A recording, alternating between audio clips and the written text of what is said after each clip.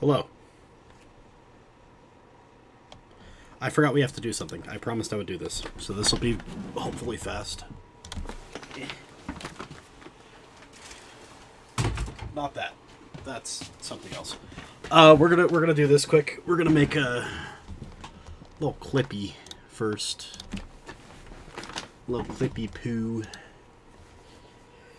I don't know any other way to do it than this, so I'm gonna do it like this. Kaela Kowalski. Lethal Company.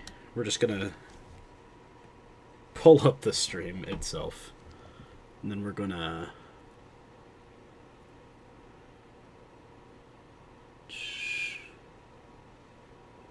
shift the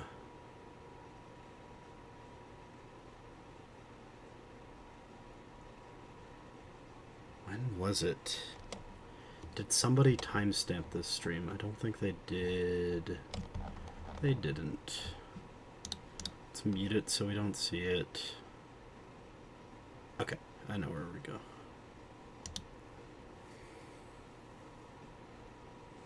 Okay. So I'm gonna mute myself, and we're gonna just screen record this, so give me a second.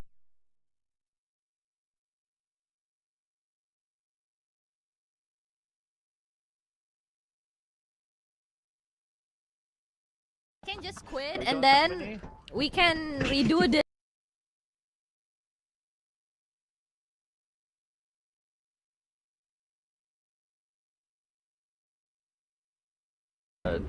I guess that's everything. Oh yeah. No, yeah. We have to be nice to her so she doesn't get upset, you know. Yep. Bye. Is that what you're saying? Are we landing? Oh shit. Are we landing it or? Yeah, let's go. Let's go. Tyler, thank you for providing us with an opportunity to provide you content. It was fun. Yeah, you. Yeah, thank you.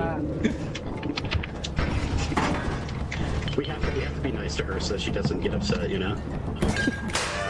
Yep. Whoa. Hey. So good. So good. I think we're good. 93 bottles of beer on the wall. 93 bottles of beer. Take one down, pass it around. Okay. I guess that's everything. Yep, that's Yeah. everything.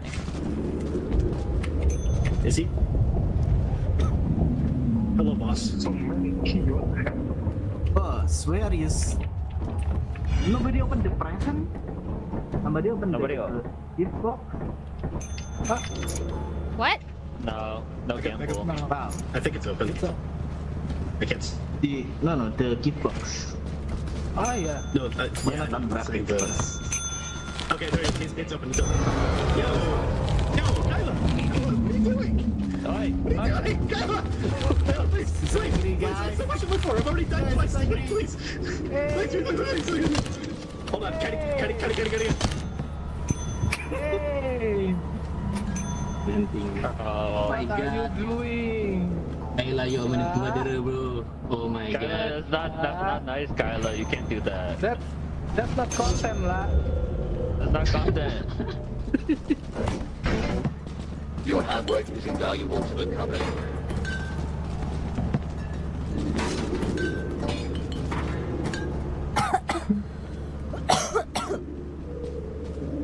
You okay? You good, lah? I'm fine. You good, lah? Good luck. You happy now, lah?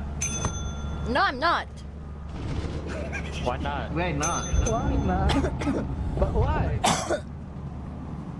But why? You should be. You're welcome. What? You're welcome. No, he said thank you. I needed that, so I said you're welcome. Okay. Okay. Okay. Yeah. How much money we have? No, I'm fine. Let's go. We have so much money. Okay, so that's done. You can see my stuff here on the side that doesn't technically matter. Let's open up video editing. I think that's where it goes, right? Here's the capture. I'm gonna move it to video editing. Is my passion. Actually, we're gonna undo that. We're gonna keep it in videos. We're gonna open up. Where is it? CapCut. Where's CapCut? Where there it is. I'm blind. I'm literally blind. So now, let's close that.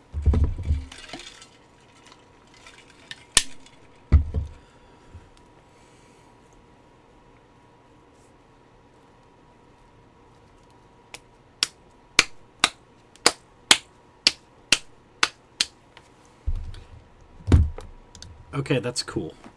I know it can run CapCut smoothly. I've been running CapCut smoothly. Create project. Come on. Okay. Import this. Put it onto the timeline. 2.5 minutes. Okay. Next, we go here. We go to live chat replay.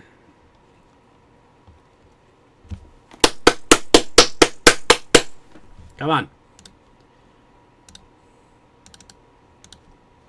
Also, I think we need to move the stuff from videos into video editing is my passion.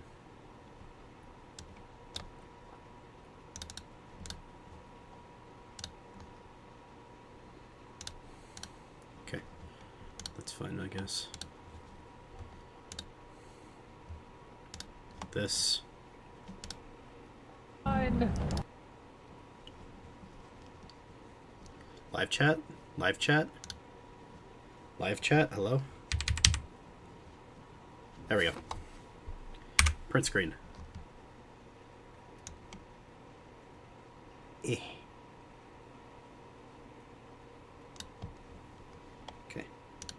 Save.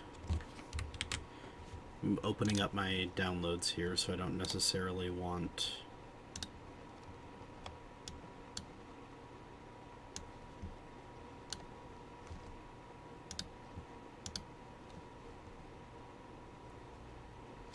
my screen open there. Okay, now it's here. You can open up CapCut. Do we go the whole route where we... Okay, so first thing we're gonna do actually is go right about here. No, a little earlier. When did she turn around to grab the shovel? Hello, boss.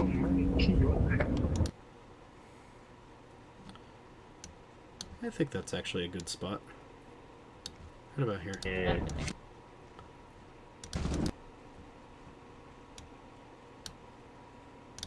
Cut. Okay. Yep, that's Yeah. that's the thing. Is he? Hello, boss. Boss, where is... Nobody open the present? Somebody open Nobody the open. gift box?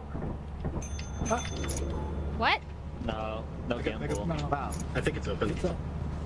I can't. No, the gift box. Oh yeah. No, We're not unwrapping the. first. Okay, there it is. It's open. It's open. Yo! No, Dahlah! Okay.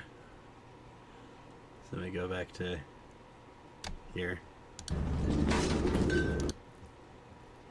We cut it here too. And we keep going. You okay? You good lah? I'm fine. Good lah? What does she say? No, I'm not. Why not? Why not? Why not? But why? But why? It should be. You're welcome. Okay. Right about here. Alright. Now we need to go into here. Are we landing? Oh, shit. Yeah, let's go. Let's go. Dahlah, thank you for... I think I have to go back to the clip Thank you for too. providing us with the opportunity to provide you content. It was fun. Yeah, you Yeah, thank content you. lah. We have to be nice to her so she doesn't get upset, you know? Yep. Hey! So good. So good. Why? We're good.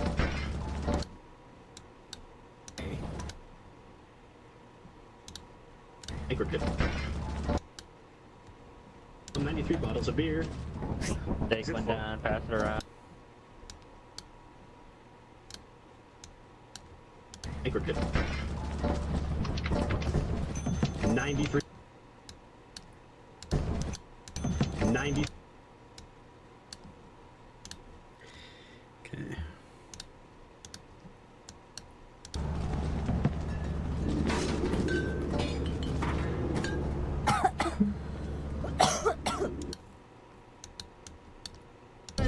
Please. Hold on, cut it. Hey, Nanting. Oh, My what are you god. doing? Kaela, you're a murderer, bro. Oh my Kaela, god. that's not nice, Kaela. You can't do that. That's not content lah. That's not content. Your hard work is invaluable to the company.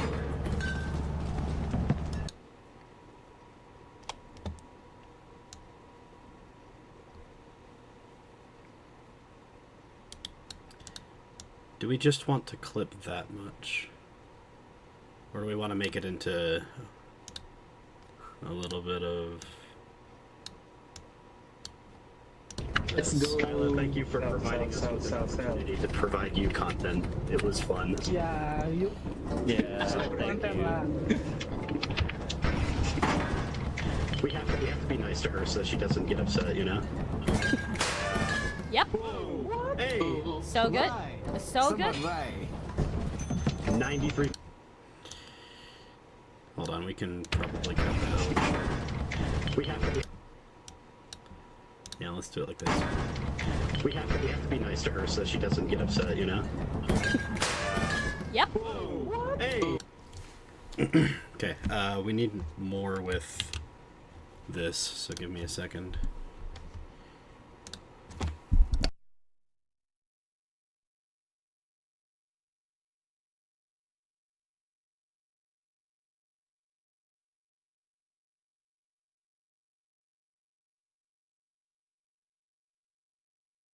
Hello, I'm editing clips, hold on. That's why you can't see me, because I'm just screen recording with OBS.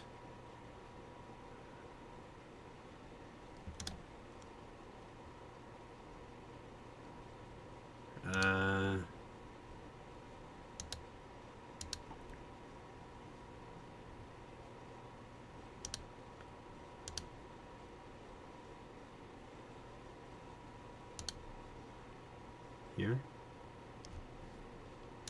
The navigator there. The navigator. Me too.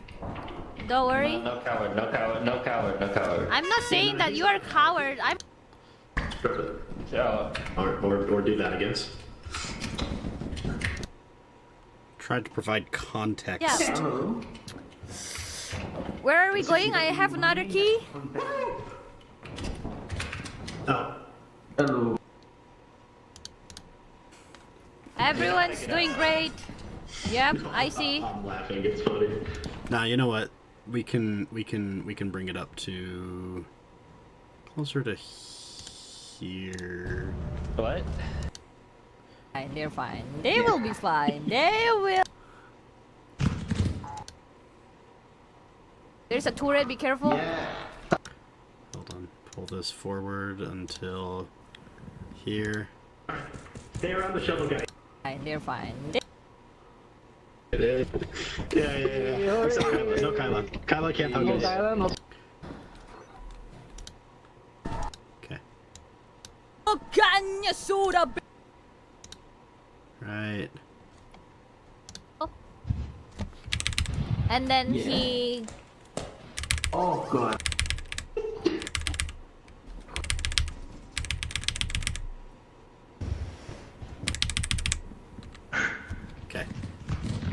I will simply start recording here, so.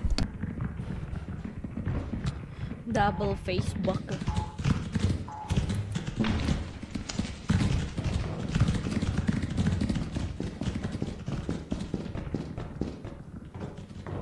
Pro. Totally not gonna jinx. Hey, oh no, I think he's dead. Oh, hello, Tam. Yeah. La la la la la la la.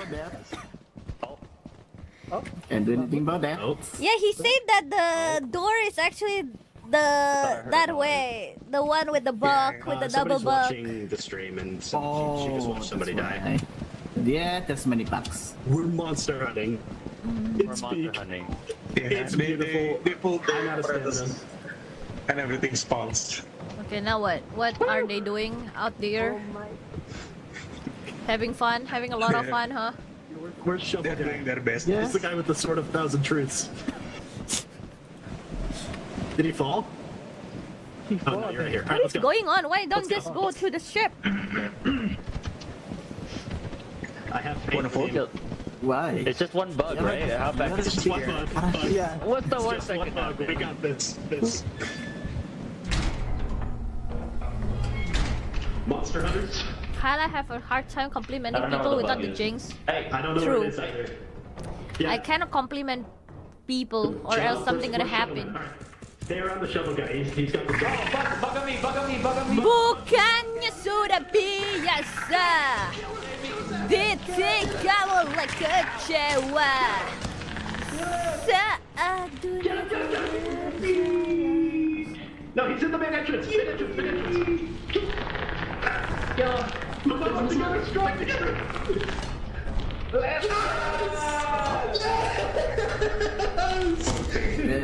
Look at them, they're so happy. And then just wait until 3 minutes until something bad happens. Yeah, Time to go home. Can they still alive? I think they're fine. I think they're fine. They're fine. They will be fine. They will definitely be fine. I guess. As long as there is no dogs. we are the goats. Yep. The monster hunter.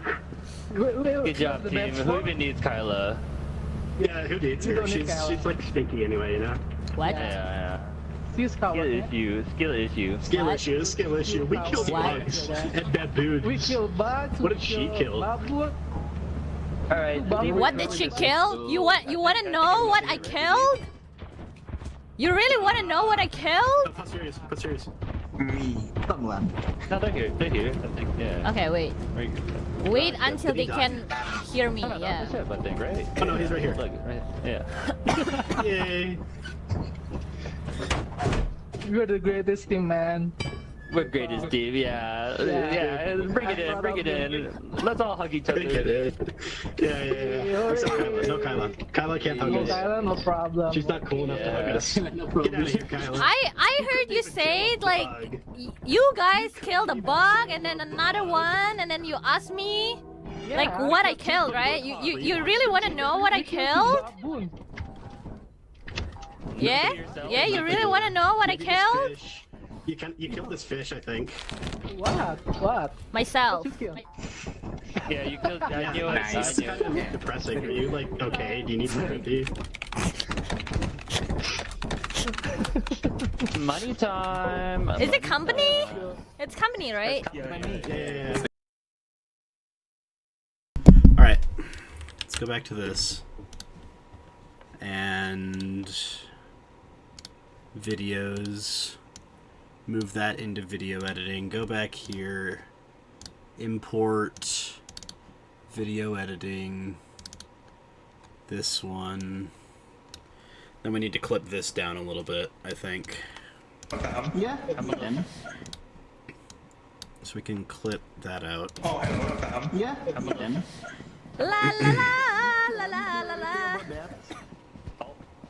la. Can't do anything about that. Oh, Yeah, he said that the door is actually that way. The one with the buck, with the double somebody's buck. watching the stream and she just watched somebody die. They pulled hold on. Where does she ask what we're doing? Somebody die. Yeah, there's many bugs. We're monster hunting. It's Yeah, there's many. And everything spawns. Okay, now what? What are they doing? Spawn. Okay. Okay, now what? What are they doing out there? Let's bring that forward to here. Go here. Okay, now what? What are they doing out there? Having fun? Having a lot of fun, huh? Where's Shovel They're Guy? doing their best. It's the guy with the sword of 1,000 truths. Did he fall? Oh no, you're right here. Alright, let's What's go. going on? Why don't Let's go. just go to the ship? I have Wanna faith. vote? Why? It's just one bug, right? How bad is it? Do I go through the trouble of Okay, now what? What are they doing? Alright. Okay, now what? What are they doing out there? I don't think I'm gonna do Having fun? Having a lot of... text scrolls or whatever. It's just one bug. Yeah. What's the It's worst just that one could bug. happen? We got this. Monster hunters. Kaela have a hard time Why? It's just one bug, right? How bad It's is just it? one bug. Yeah. What's the It's worst just that one could bug. We happen? got this. Okay. Clip here. Monster hunters. Kaela have a hard time complimenting I don't know people what the without bug the is. jinx. Hey, I don't know True. what it is either. Yeah. I cannot compliment people or else something gonna happen. Stay around the. Gonna happen. Stay around the shovel guy. He's got the. Bukannya sudah biasa ditinggal oleh kecewa saat dunia No, he's in the main entrance. Out of curiosity, what happened 3 minutes after? Now we can just close this. Look at them. They're so happy. And then just wait until 3 minutes until something bad happens. Yeah. Just wait until look at them. They're so happy. Okay, clip like that, I think. And then bad happened. How does that cut?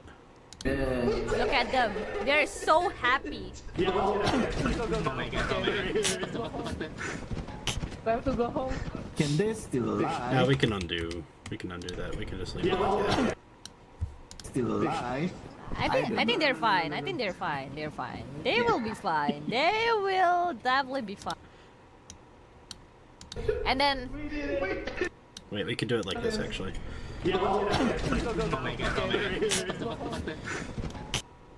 Time to go home. Can this? what did she kill? You Issue. Right about here. Yeah, who did? Right about here. The Monster Hunter. The goats. Yep. The Monster Hunter. Good job, team. Good job, team. Who even needs Kaela? Yeah, who needs her? She's like stinky anyway, you know? what? Yeah. She's Skill coward. issue. Skill issue. Skill issue. We killed What? bugs and baboons. We kill bugs. What we did she kill? baboon. Alright. What did she kill? You want to know what I killed? You really want to know what I killed? How serious? How serious? Me. Someone. No, they're here. They're here. I think, yeah. Okay, wait. Very good. No, they're here. They're Oh, what I killed?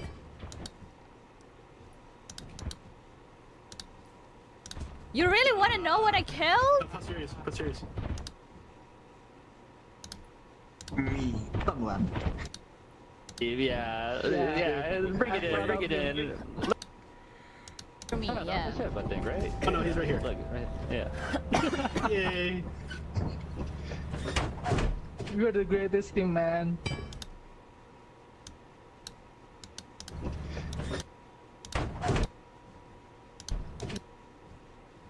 You're the great.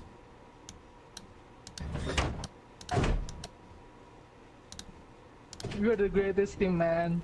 We're almost Great, done. Steve, yeah. I promise, we're almost Yeah, done, and then we'll bring get it to. in, bring it in. Let's all hug each other. Yeah. Except Kyla. No Kyla. Kyla can't hug No, us. Kyla, no problem. She's not cool enough to hug Yeah. us. Get out of here, Kyla. I heard you say like you guys killed a bug and then another one and then you asked me like what I killed, right? You really want to know what I killed? Baboon.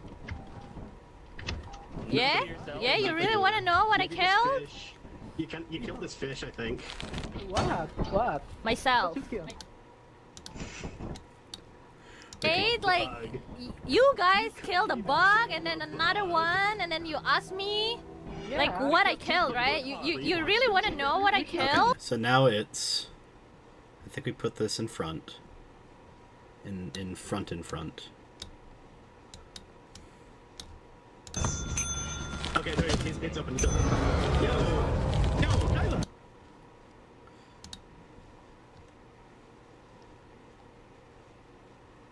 Okay, now what? What are they doing out there? We're great as Steve. Money time. So that you know. Yep. Hey. So good.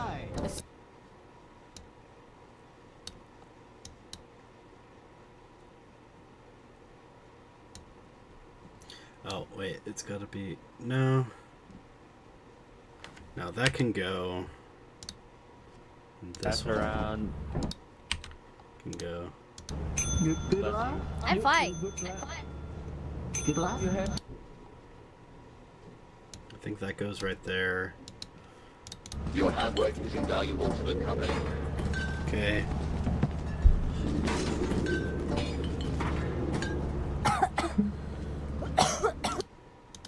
No, he said Work keeps Yeah, I think this is good. what? okay, now what? What are they doing out there? I think we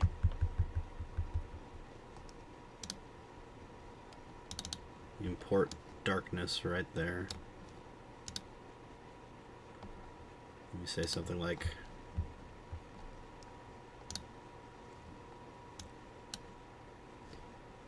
default text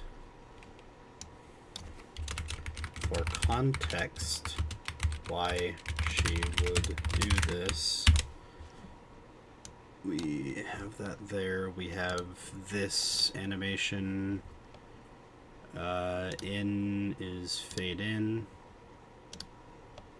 Out is... Well, actually, no, we don't need video animation on this at all. We can have no video animation. For the text, we'll have animation fade in. Out will be fade out. And have it a little longer.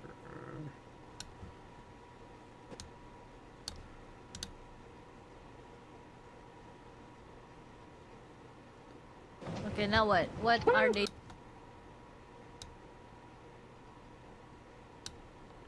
Let's do it like this, actually. And maybe we just say for context. We don't need anything else after that.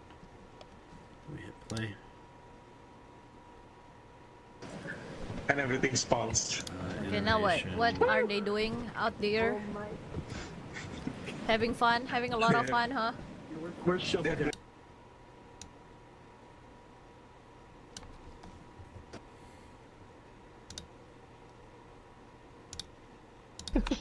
Money time. Is it company? You should be. Yep. So this is going to have an animation fade out. It's going to last like Money time. 3 seconds, I Money think. time. Yeah. Is it company? You should be. You're welcome. What? You're welcome. No, he said. And this is where we include this. Put that right on top.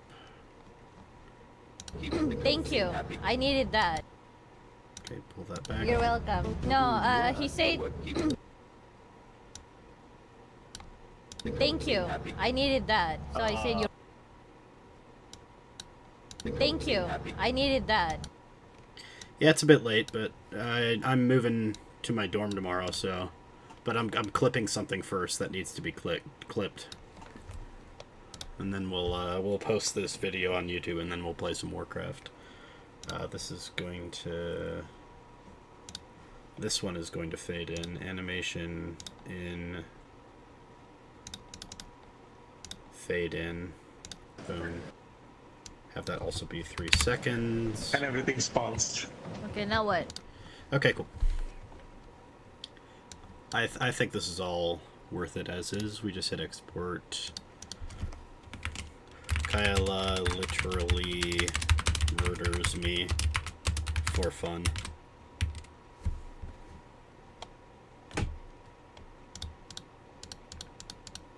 Why would I not do 60? Okay.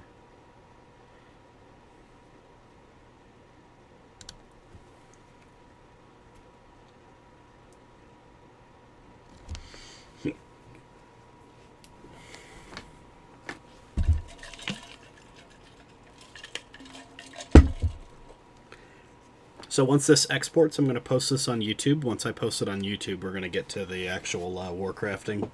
Sorry for the delay, gentlemen.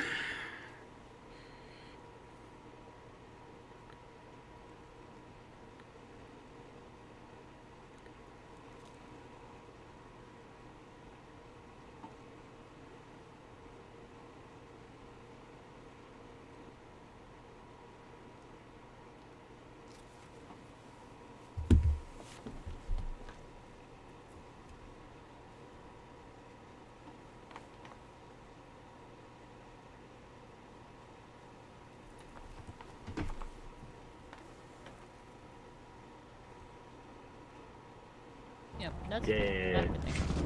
Okay. It's saved to my desktop or laptop. Perfect. Now we go here, here. Just click the live streaming button, because why not?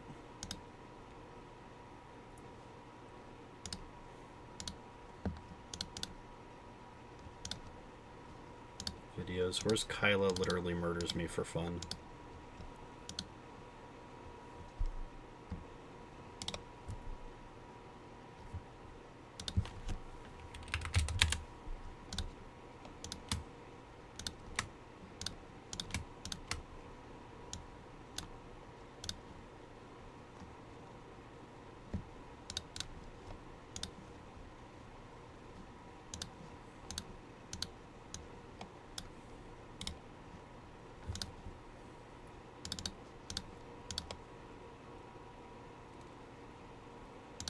Oh, is it here? Yeah, we need to move that.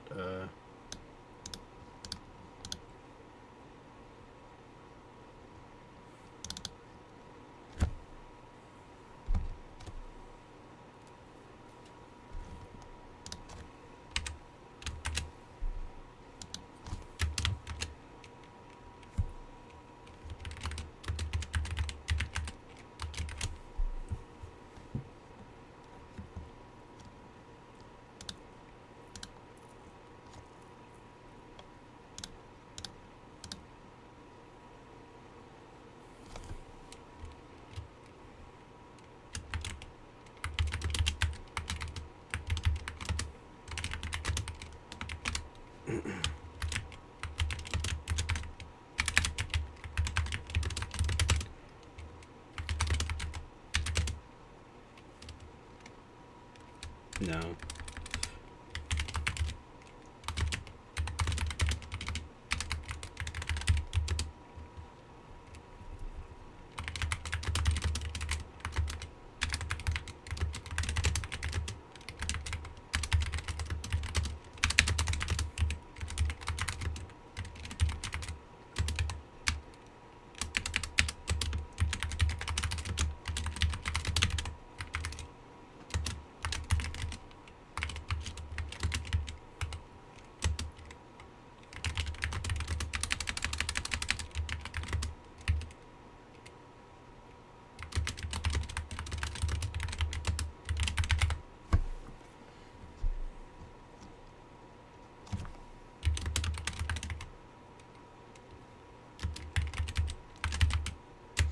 I'm posting the clip, man. I'm posting it.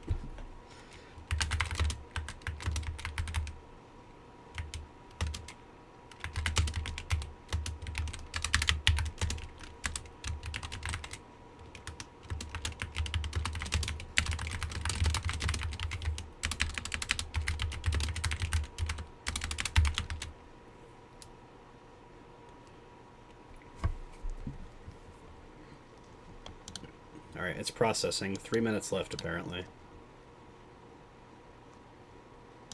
I'm gonna get rid of the not clickbait. I don't like that.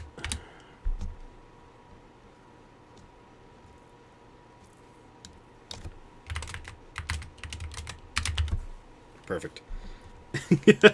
Yeah, I'm working on it right now. Here, let's watch it together, shall we?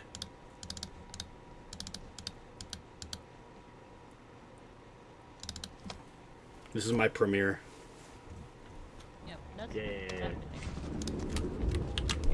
Is he? Hello, boss. Boss, where is... Nobody open the present? Somebody open Nobody the open. gift box? What? No, no gamble. Wow. I think it's open. I can't. No, the gift box. Oh yeah. No, We're not done wrapping. We need some commentary here, because this is clearly premeditated, by the way. She's glaring at me. She is staring daggers into the back of my skull. Look at her. Wow. Look at her with malicious intent in her eyes. The gift box. Look at this! Oh yeah. Look at this! We're not done wrapping first. Okay, there it is. It's open. It's open. Look at this! Nobody else either. It's only me. Before, I've already done it twice. Please. Hold on. Cut it. Hey, Oh, My what are God. you doing? Why would she do this? Why would she do this? And then I cut in the for context. And everything spawns. Okay, now what? What are they doing out there? Having fun? Having a lot of... This is just the Monster Hunter crew part. Just wait until 3 minutes until something bad happens. Earlier you saved when you called her a reaction stream. good job, team. Who even needs Kaela?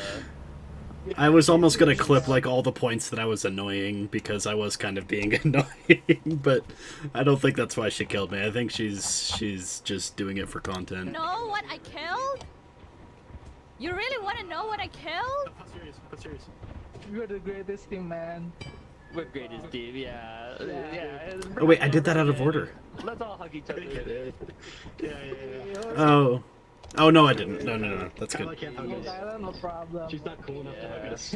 Yeah, here we go. This is where she... I heard you say like... There we go. Okay. You guys killed I a thought I bug did and that then out of another order. one, That and then you would've sucked. asked me like what I killed, right? You really want to know what I killed?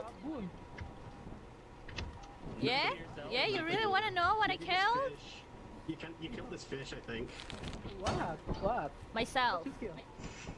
Yeah, you killed. I knew it. Nice. I knew it. Depressing. Are you like okay? Do you need some food? Do you? Money time. Is it company? You should be. You're welcome. What? You're welcome. No, he said thank you. I needed that. So I said you're welcome. My editing skills aren't great. I wasn't doing any captions or anything. We'll select from video. Done. At Kaela Kowalskia. Next. No, it's not made for kids. Age restriction. No, don't restrict it. I don't understand. Yeah, I'll put in a quiz. Why not? Public. Publish. Alright, there we go.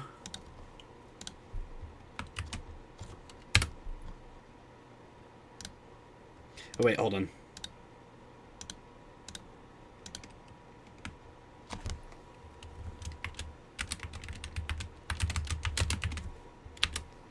There we go.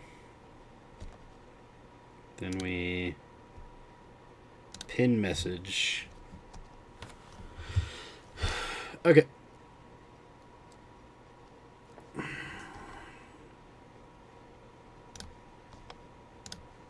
Let's get started.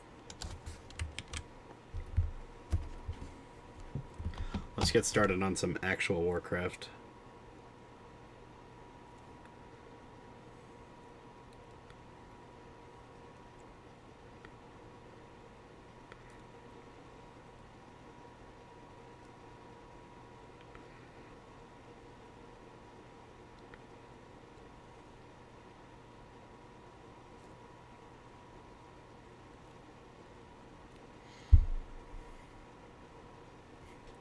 Kaela literally murders me for fun.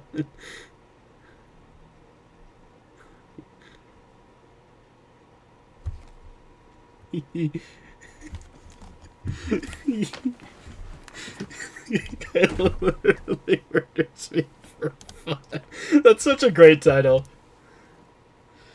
Let's be real, it's a poorly edited clip, but man, it's a funny moment. Caused or jinx. I'm glad you're compiling like all of the deaths she caused. The rampant pain and misery she's been distributing upon Pomelo kind. Give me like 5 seconds. Oh, hey, you guys want to see what I got today? Yo, check this out. I'm putting this up in my dorm. Hold on. I'm putting this up in my dorm on the ground like that, but with a little more finesse, probably. If you missed it, scroll it back. I don't care. Oi. Oi, oi, oi. Give me a sec.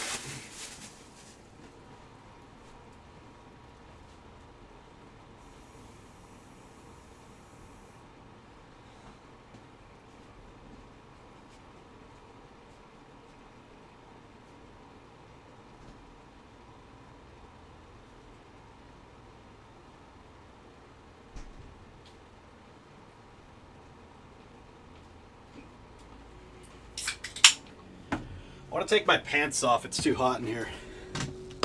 That's pretty dope. How's school going? I'm moving into my dorm tomorrow. Maybe the next day. And then I only have 2 hours of class a week. So I'm going to be mostly staying in. I'm going to start a load of laundry because I shouldn't leave dirty laundry here.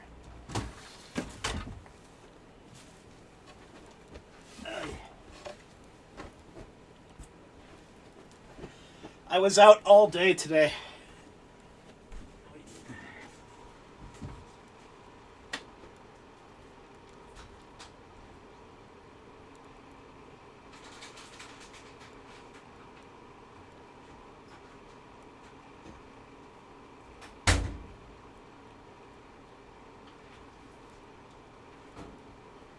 I was out all day today because I had to go up to campus for dormitory check-in. It literally took like 45 seconds.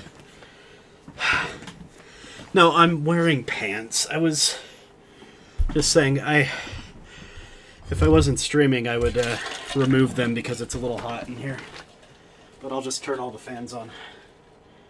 You guys will just deal with it. I'm gonna grab some water too. Hold on. I'm rushing around. And today was an exhausting day, so I'm out of breath already.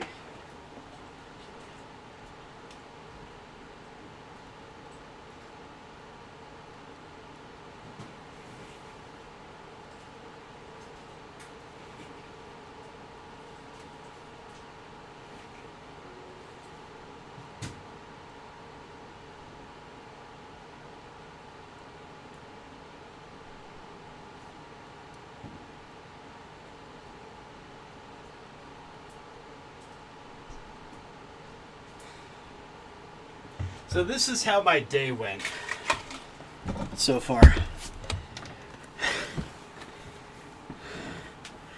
let's actually go through the day, because I think it's worth going through in its entirety. So, I told myself that I wouldn't try to join Kaela's stream unless I woke up naturally. So I turned off my alarm, and I was already going to bed at like 2 a.m. But I did wake up naturally. I woke up at 7:30 and I couldn't get back to sleep, and that's how it normally works. You know, your circadian rhythm is about when you wake up, not so much when you go to sleep. So I try to join her stream. I fight with the mods, whatever. I finally get in round 4. It's pretty great. And then that whole thing happens. And I believe, Sean, you also got in as well today. And if you did, then good job. If not, then sorry. But Kaela was playing games with membership today. So, of course, I had to join. It was pretty fun. And she killed a lot of us in a supposedly co-op game. Luckily, you couldn't sleep until about 5 a.m. Yeah. I couldn't sleep until about 2, which I think you're an hour ahead of us. Ahead of me. Oh, you played Headliners. Okay. I technically played Phasmo with her, but I kept disconnecting. So even though I spent, like, a genuine, like, non-continuous 45 minutes in lobbies with her, I never actually got to play Phasmo that day with her, so she said it didn't count, and the person who was keeping track of who had played throughout the month also didn't, or said it didn't count, so they said it didn't count. I still felt bad joining today initially, but it was a lot of fun, so I think I can comfortably say that it was worth the anxiety, you know. Anyway, ooh, nice. Later on, after that, in fact, immediately after that, I get my stuff on, I go outside, I water the plants. Yeah, I mean, I've played a lot with her. If I never got a chance, you know, throughout the entirety of Pomala month, I'd be totally fine. Like, I've gotten to play with her a ton over the past 4 years, or however long it's been. In fact, I still have, I don't know if you know this.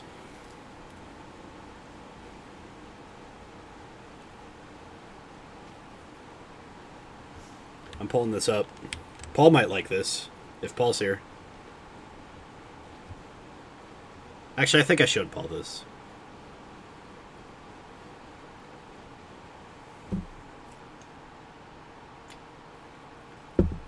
Now understand that it is on my main team, what I'm showing you here. But I can't show original trainer ID, but I do have from Kaela Kowalskia. How do I pull up my Pokemon on Pokemon Home? Here we go. From Kaela Kowalskia, you can see original trainer down towards the bottom. That's her. Charizard. From when she played Pokemon. I don't know if you can see it, it's too blurry. It's Kai69.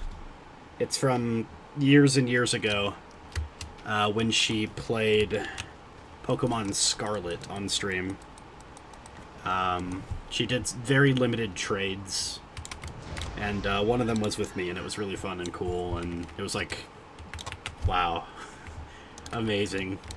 I think the best part about that was that she, like, took time out of her stream to do that. Like, she was doing other things, and she said, oh, this guy's in chat and wants to trade, let's just do it. So I'm like, oh shit, yeah, hold on, my bad.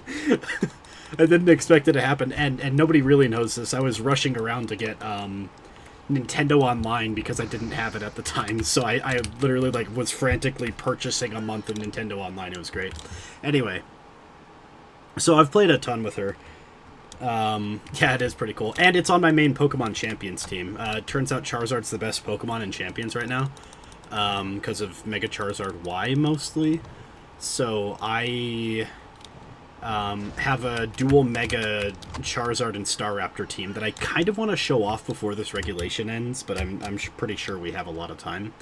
And I'd rather wait until after I move to do that. But, anyway.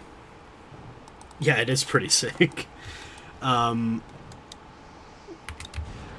a month for one moment, yeah, I've bought games for, like, one stream, you know? I mean, technically I got Mecha Chameleon to play it with my friends, because they did the old school RuneScape map, and I said, okay, fine, because they're all old school RuneScape heads. So I'm like, okay, fine, I'll play old school RuneScape with you guys. In Mecha Chameleon, you know? Lethal Company and Phasmo I would have never purchased in a million years if it weren't for her, so... Actually, Lethal I would have. Because I have people that I've played it with otherwise, but... Like, Phasmo I would have never played. Uma Musume I still have on my phone, I'm never going to play it, but, you know... technically I got that because of her, but that's not really a paid game. I think I spent, like, a total of $2 on that gacha. Anyway, let's go back to the day's events. So I got to play with Kaela, she killed me, it was fun. Very funny moment, very haha. After that, I get my shoes on, I go outside, I start watering the plants while I order a lift, and I have the lift take me to the mall. At the mall, I go to the In-N-Out, get lunch, and then I hop on the, like the rail train, not like a real train, but the rail train. And I make that distinction because I take the rail train until it goes to the actual train station, and I get on an actual, not even joking, locomotive. I mean, it's a modern locomotive, so it's the front runner. It looks a little more sleek than, you know, Thomas the Tank Engine. But still, I get on an actual train, go up to Ogden. There's a lot of Uma Musume songs, my guy. They're like a... Their whole shtick is that they're real, you know, horses from the real world that race, but also they're idols, like Japanese idols. But a lot of them do go pretty hard, you're right. Anyway, I get on the train, I go up to Ogden, I get off, I get on the bus, and then I go to campus. Once I'm on campus, I go to, excuse me. I go to the residence hall where they're doing, like, not even really orientation. Like literally, I thought I was going to be there for, like, 30 minutes, like, getting paperwork in order, but no, it's like I show up. They say, okay, do you know where you're... No, they don't even say. They start saying, so this is how you get to your room, and I'm like, I know where it is. It's across the hall from my dorm from last semester. Oh, okay. Go get your key. I got my key. Okay. Do you want this, like, commemorative lanyard? No. Okay. And then I turn around and leave, and I kid you not, it was probably actually, like, 2 minutes inside that room, and I'm gone. While I'm waiting for the elevator, one of the guys, like, tries to approach me and say, oh, hey, by the way, take this wristband so that you can go to our barbecue tomorrow night, and I'm like, I'm not going to that. I wish I was a little more cold and badass when I said it, but I did say the excuse reason, which is I'm not going to be in Ogden tomorrow night. I'm going to be here in my room playing Warcraft, probably. But I did say, like, no, I'm not going to be there. And he's like, oh, okay, and then he turns around. I go to my room to, like, test the key and make sure that everything works properly. The key works. I mean, okay, Sean, you're from Texas. Understand, I'm in Utah. Do you know what our cuisine is? We have funeral potatoes. And we have mayonnaise in everything. Go to a Harmon's. Thank you for texting me this song. Hold on, let's see which one he was talking about. He was talking about... Oh, it's Hashire.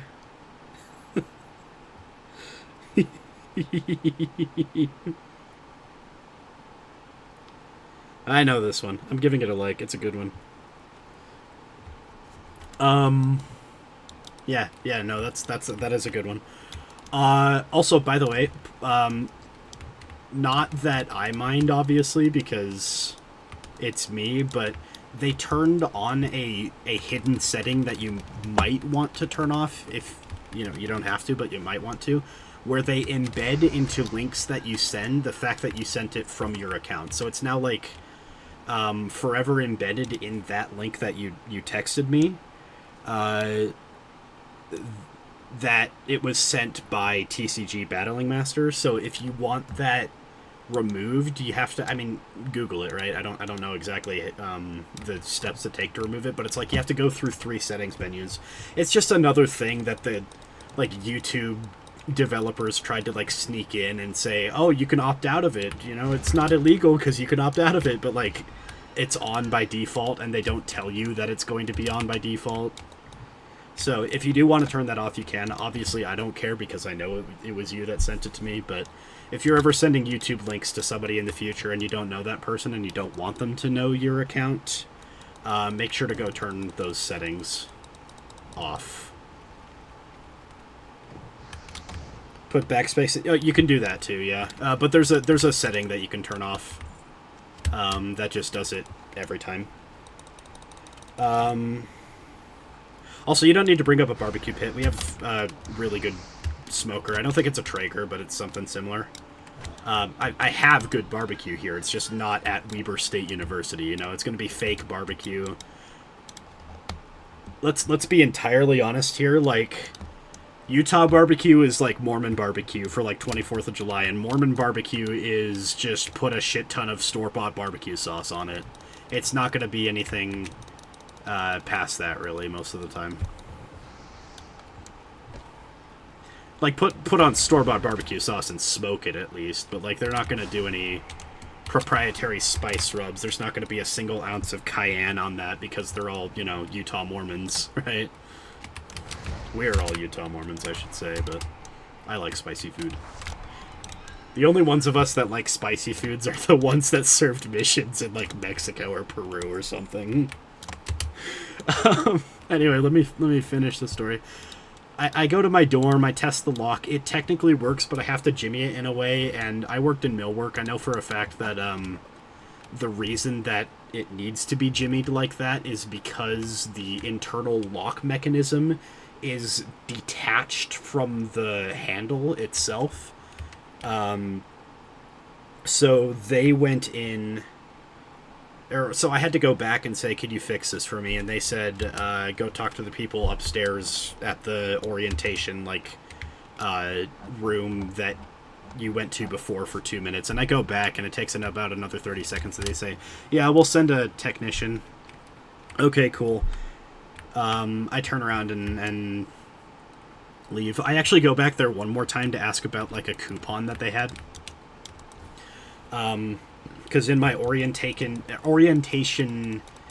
tote bag that they gave me, they said if you upgrade to a complete meal plan, then you get a free venti Starbucks drink for the entire year. And I'm like, I'm already the complete meal plan because I'm going to be living on campus. So does that mean, like, I'm ineligible because it specifically says upgrade? And they said, yeah. And I said, that's really stupid. And they said, yeah. And then I left. Which sucks, because I like getting venti green teas, man. They're good.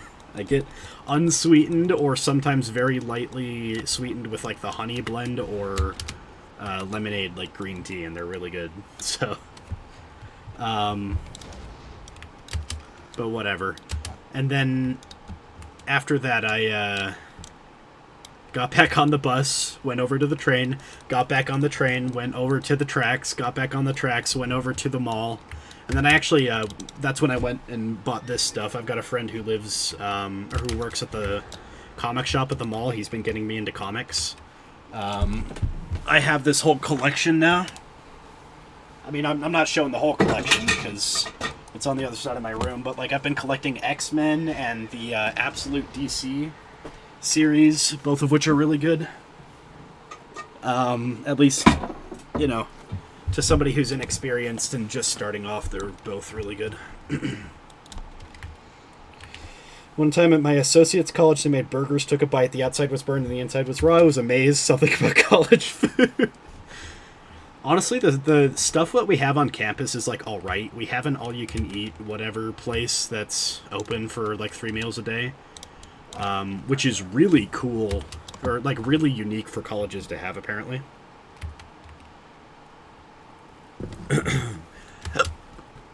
Excuse me. Excuse me. And then they also have... Ooh. No, stamina's not worth it.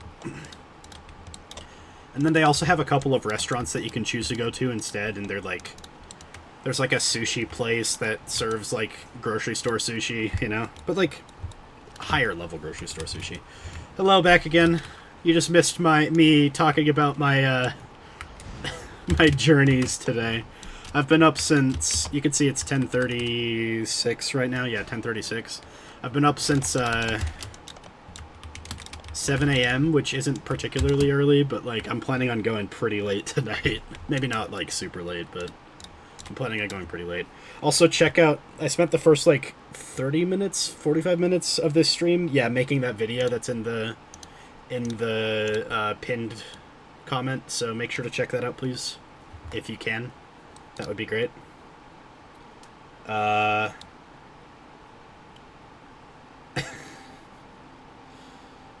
People are starting to see it on Twitter, so that's good.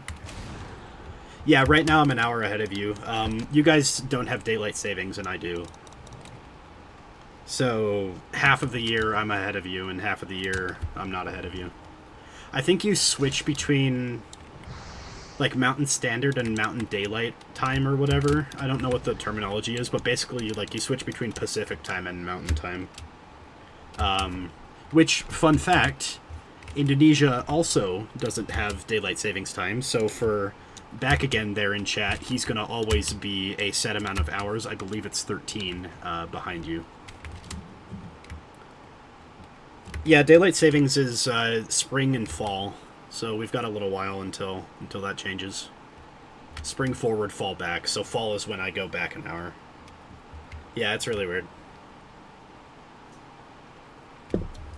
I don't remember who it was, but I had to tell a friend of ours, like, what daylight savings was, because they grew up in Arizona and they never learned, because you don't need to learn what daylight savings is. It's just, unless you're, like, interacting with people globally a lot, and I think that, like, they just never had the chance to, you know, they might have had family in, like, New York or something, but they never, like, noticed that it was a different time in relation to them in, like, you know, the summer versus the winter, and it just never came up. Arizona is the only mainland U.S. state that does that. I think Hawaii might as well. But I know a lot of countries on the equator don't do it because you don't need to daylight save when you have 5 million hours of daylight. Yeah, when you try to schedule meetings. I don't know if you guys use Discord for meetings. I know a lot of companies are moving to Discord, but they have built-in timestamps on Discord that you can Google, and it'll automatically update. Like, you Google a, like, Discord timestamp calculator or something like that. Excuse me. And it will automatically update. Like, you'll put in a number, and then the calculator will be like, do you want this in time, date, etc., and it will update for that. Yeah, I mean, for people to not notice it might be fascinating, but, like, for context, I'm from Arizona, right? And Arizona is the only mainland United States that does not have daylight savings. They don't change their clocks ever throughout the year. So for my friends that are in... Oh, they use Teams and Outlook. I think they might have something, too, on Teams or Outlook. Definitely on Outlook. I don't know about Teams. I mean, definitely on Outlook if they do, you know? Like, if only one does, it would be Outlook. But yeah, Sean, I'm from Arizona, and so my friends that are from Arizona, right? One of them didn't recognize that, like, the fact that we don't do daylight savings, right? He just didn't recognize that daylight savings was a thing, because we just literally don't do it. We don't change our clocks at all throughout the year.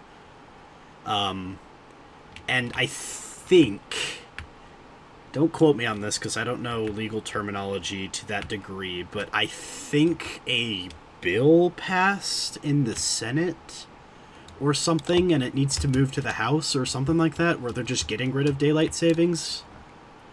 I'm pretty damn sure I saw some news article that said it was happening, and then I haven't seen anything since, because this kind of stuff takes a while. You've heard about Arizona a lot? Yeah, it's actually, I miss Arizona sometimes. I miss the heat. I miss my friends, but I know it's kind of weird to say I miss the heat, but I really actually do. Sometimes, like, I like the snow for the sake of the fact that it snows, and then I go out into it and I say this sucks and I hate it, and I hate walking like a goose, or I guess more accurately like a penguin, so that I don't, like, slip and fall and die. I hate this. I want to go back to Arizona. When I moved out, it was the day after Christmas. The high was at... Yeah. When I moved out, it was the day after Christmas, and it was 90 degrees Fahrenheit. Which you can do the approximation there.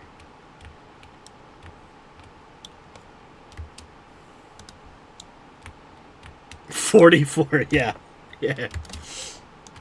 Now you get it. That's like the one thing everybody points out, like, oh, Arizona, isn't it hot there? My cousin has a theory that Arizona, like, fries the brain of everyone that lives there, and I kind of agree, because I don't know any, like, normal person from Arizona. Everybody's got a little quirk. And maybe that's just because everybody I know well, and everybody I don't know at all.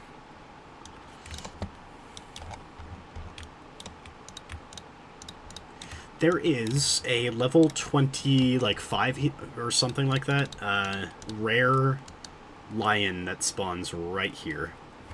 And I'm not on a hunter or anything, but it, along with a lot of other cats, including the ones that are just, like, available in Mulgore, has the highest attack speed of any cat, which is good because you have talents in the Beast Mastery tree for Hunter that spec into crits. And so if you're attacking faster, then you crit more often, and then those crits have effects, and so you just want to be critting more often, right? Also, attack speed is better into casters because every time you get hit by a spell, every time you get hit while you're trying to cast a spell, you get a little pushback on your spell completion bar. In fact, I'm not going to show it here because, in fact, I probably shouldn't even be here. This area is just a little too high level for me. But anyway, the cat that spawns there is, like, it happens to be one of the better cats out there in the world. Aside from Leo. Leo is the best cat. But he's on an 8-hour respawn, and he's an elite rare. So he drops some valuable loot. I mean, most people leave him for the hunters that want to tame him, but every time I'm around here, I make sure to check underneath this tree to see if his name is Humar, if Humar the Pride Lord has respawned. Not for myself, because I don't have a hunter that can tame it right now, but just so I can say it in the global looking for group chat and say, hey guys, hunters, there's a Humar has spawned, you can go tame him for the unique black lion model, because that's the real reason to get him, is that he's cosmetic. He's a black lion. Please come back. I'm buying a condo. Honestly, I'd love to, but I think I'm stuck in Utah for a while, and it has everything to do with League of Legends, which I know you're gonna hate me for saying that, but it has everything to do with, like, the networking that I've done in the competitive world, like the professionals that I know, the people that have contact with professionals and stuff, they all happen to be here in Utah. And it also has to do with the fact that I go to this school specifically because it was a good League of Legends school. Not necessarily now, but yeah. By the way, that temperature he's linking in chat right now, that was about what it was when I moved out. It was the day after Christmas, middle of the winter. That was about as cold as it got. Cold in air quotes. For me, when I moved to Utah. Also, hi Dan. I was just showing people my floor mat and talking about X-Men comics and the long trip that I had today. I kid you not, it was 3 hours to get there, 3 hours back. It would have been longer if I took the bus from my house, but I did this like half lift thing where I took a lift to your mall. I ate it in and out, and then I took the tracks, and then I took the train, and then I took the bus, and then I took the bus, and then I took the train, and then I took the tracks, and then I went to your mall again. And on the way out, I had like literally 3 Lyft drivers just like flat out ignore me, like I was waving them down because they were my Lyft driver. Like they just ignored me and canceled the ride, and then I had to like restart the thing while my phone was dead. It was hell. But I finally got home, and then I made this video that's in the pinned chat, so make sure to check that out. It's pretty funny. Yeah, roller coaster temperatures between 29 and 44. To be fair, I think the rain that's up here is coming down to you guys in Arizona, right? Oh, it was very convoluted. It was 3 hours each way, and like I was going to go to the really, really good Thai place up there, but I realized I wanted to spend money at your store on the way home, so I didn't. And I went to In-N-Out instead, and holy hell are they cheap. Like, $13 for a whole meal in 2026, the year of our Lord? That's crazy.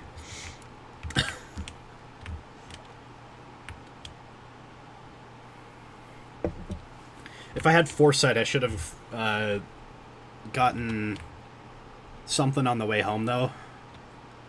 Because I gotta take medicine tonight. It'll evaporate, but yeah, that's fair. I thought maybe those clouds would be like the reason it gets a little colder, but at least the cold front it's related to, perhaps.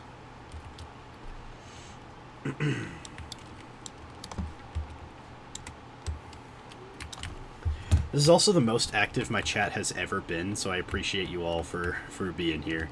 Not to get all sappy and soft.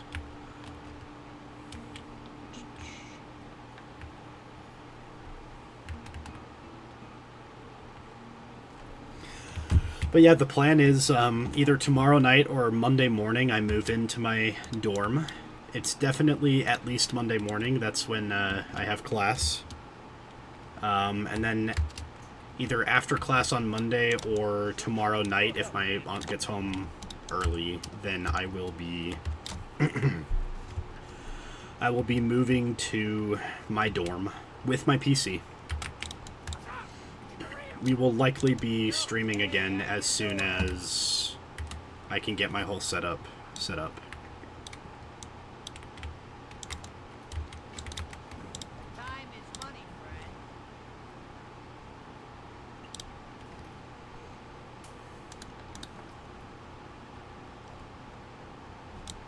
Keep it real. Time is money, friend.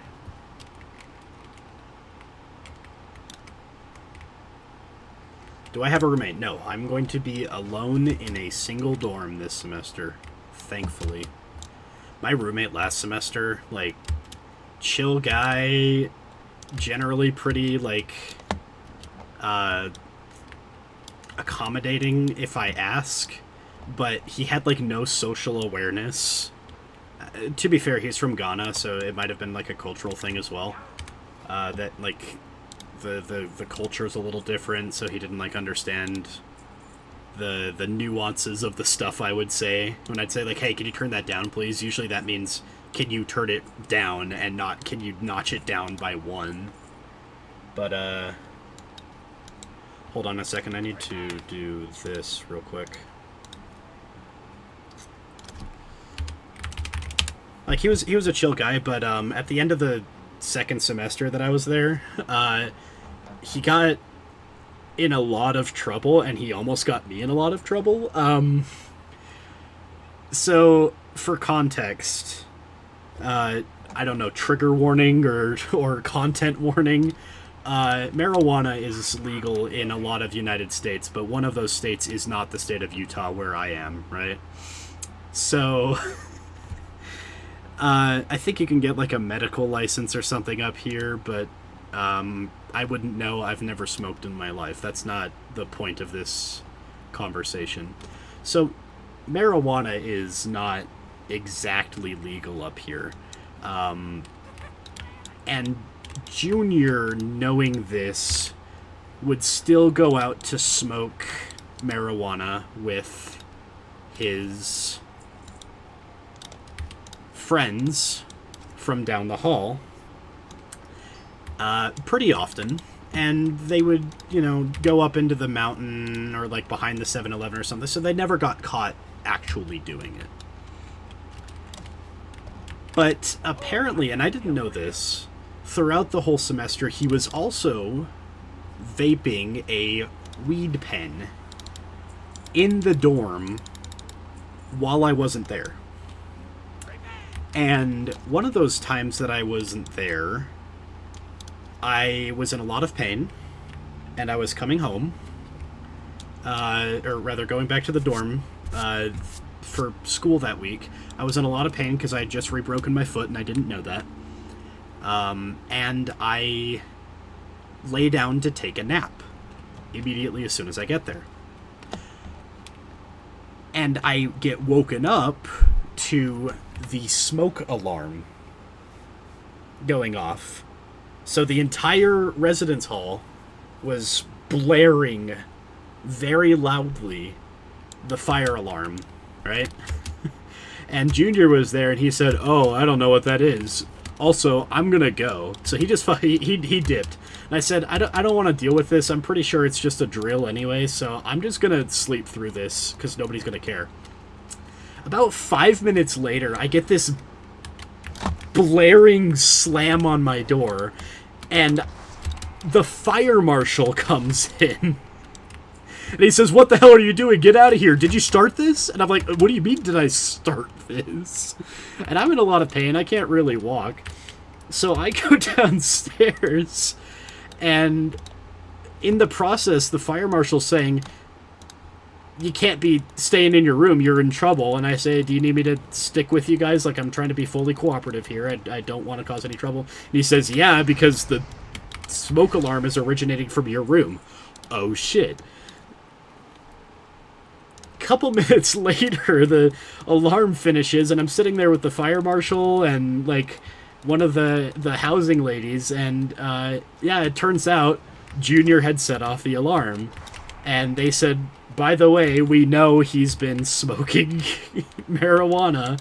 We've caught his friends doing it. We've caught him doing it, but, like, never with enough, like, probable cause or whatever the fuck.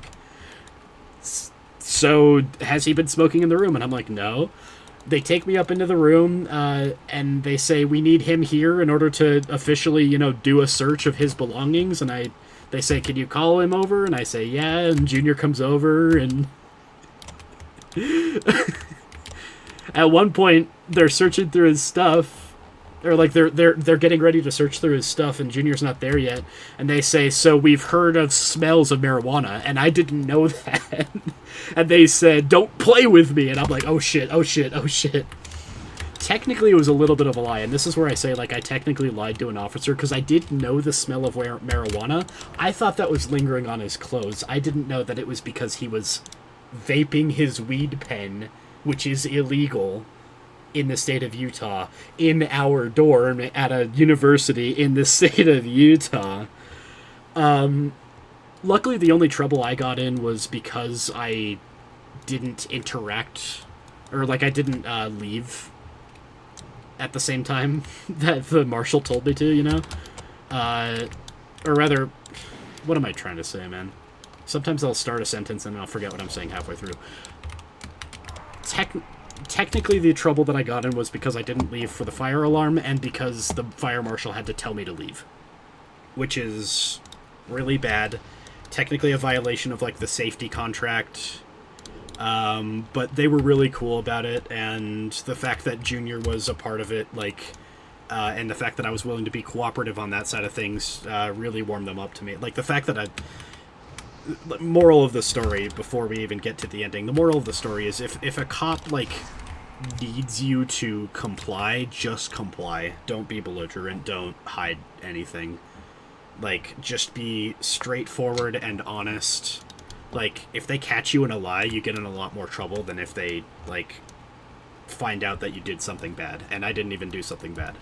So, that's the moral of the story there. Anyway, that tangent aside, turns out that Junior was possessing an illegal, or what is it, a criminal, what's the word that I'm looking for? He was in possession of criminal sums of raw, like, marijuana bud just in his dresser drawer. The pen itself, like the weed pen he was using, I guess, was illegal for some reason in and of itself. And he's from Ghana, so they had to do, like, international law trial, kind of, sort of, not really. And, like, send him back to where his mom was in Nebraska for, like, the rest of the summer or something like that. It was interesting. What I really didn't like, though, you want to know the thing I hated most about Junior? Is that dude would just turn on One Piece and just have it play while he, like, played NBA 2K or whatever. And I'm like, okay, that's fine. I have One Piece playing while I'm playing Warcraft pretty frequently. But no, that dude only had One Piece on, and he caught up to me. Bro was at Usopp joining the crew at the beginning of the semester, and at the end of the second semester, when we were leaving, he caught up to me. I was at Zoe, where they introduced the minks. I was on top of the big elephant. He caught up to me. He was like 10 episodes behind me. He started on Usopp.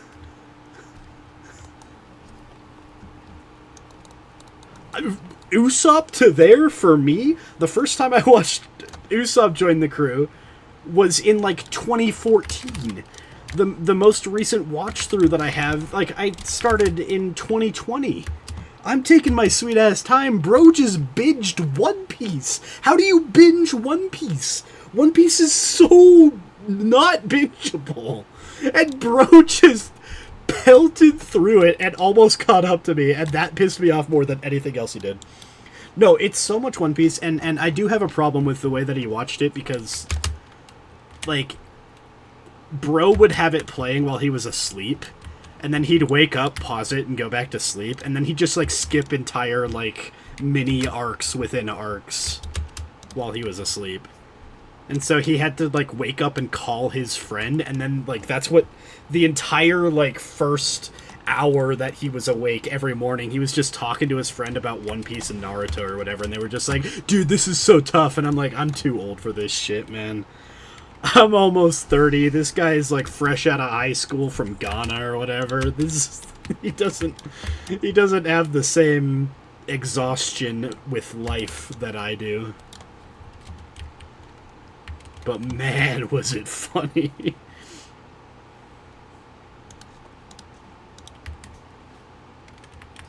It really, yeah, One Piece is absolutely white noise, and it really doesn't count. One Piece is the kind of show that you, like, full transparency here, I've been watching One Piece, like, when I don't have a chat as active as this, and it's just, like, me alone in chat, with any lurkers, maybe, I'm watching One Piece, or South Park, like, a lot of the time. When I died on my undead mage, that was level 22 or 23 or whatever, 23, I know it was 23. When I died on my undead mage, I was in the middle of the South Park episode where they're changing the South Park flag. And it's because, like, South Park, One Piece, Family Guy, they all fit into this sort of, like, I don't watch Family Guy, but they all fit into this sort of, like, you can have it on passively and you're not missing much.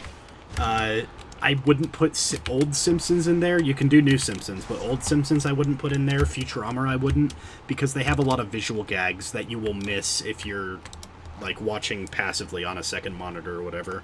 Or in my case, I have my phone down here, and then I have these really rad headphones that can play both, like, wireless from my computer and Bluetooth at the same time. So if I wanted to, I could put on like a kaela VOD and I'd be hearing it at the same time as like playing Warcraft through the same headphones. It's pretty sick.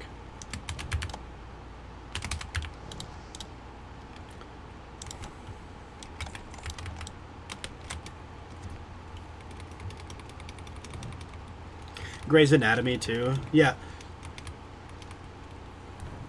Shows that explain a lot what they're doing are really good for like second monitor viewing, which unfortunately is getting a lot more common in the modern age because, fun fact, producers and script writers and basically every aspect of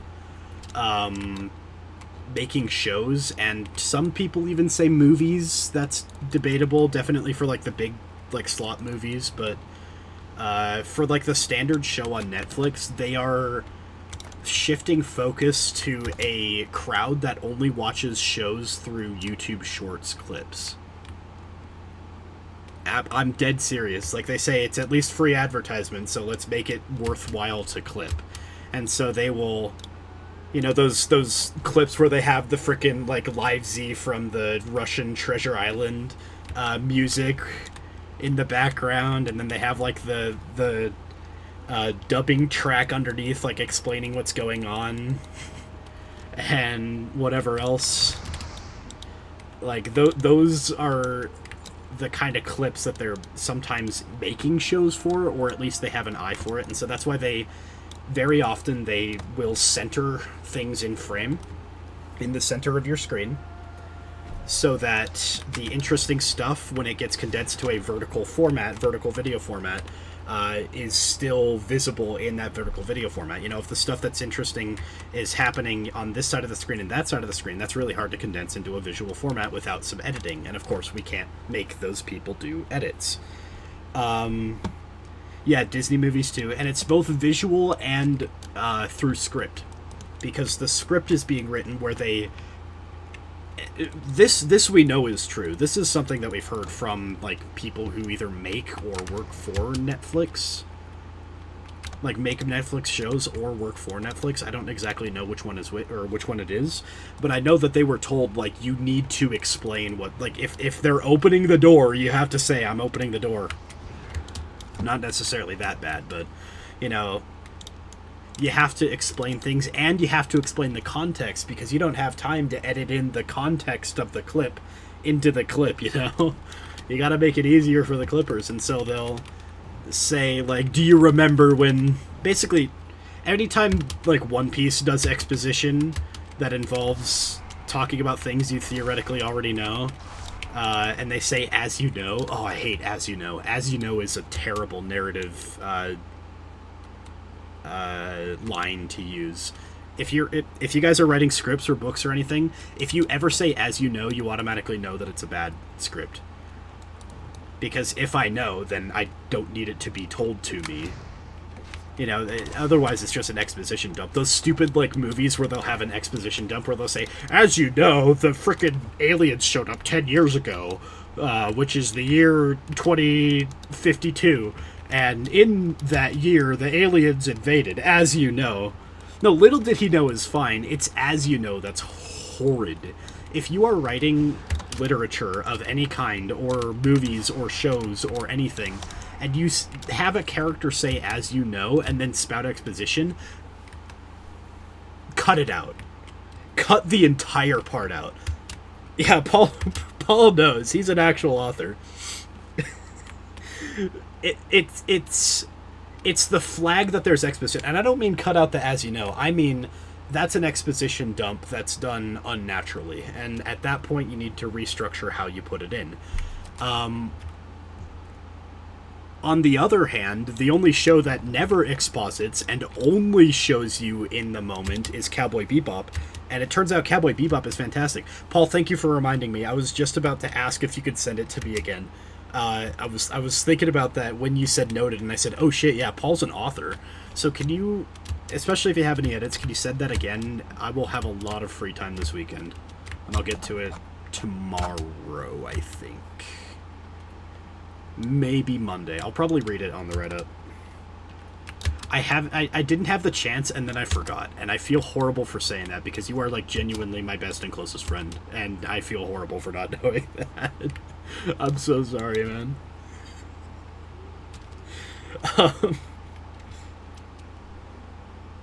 Is exertable from your last bit is stranger than is that what it is? Okay. Yeah, I mean, if you're saying as you know and then dropping exposition, that means that you need to restructure how you do the exposition, or in Bebop's case, they just don't do exposition. They drop you in the middle of the story, and then when it ends, it ends. And you still don't know why, like, Spike does what he does. Even by the end. Which is great show. I finished it for the first time recently. I think I have to say it's one of the, like, best things I've ever seen.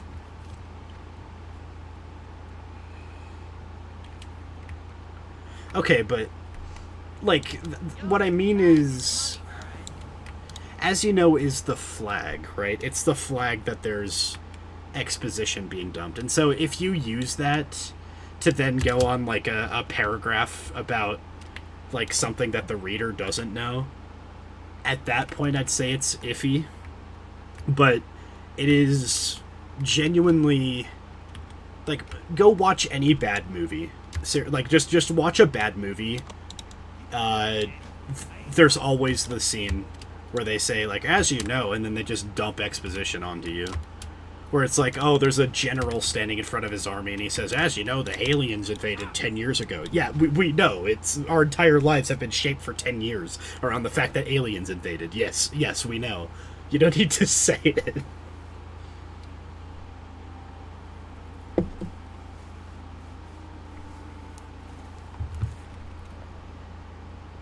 So I don't mean, like, literally the words, as you know, right? But it is a, like, I do mean those words in certain contexts.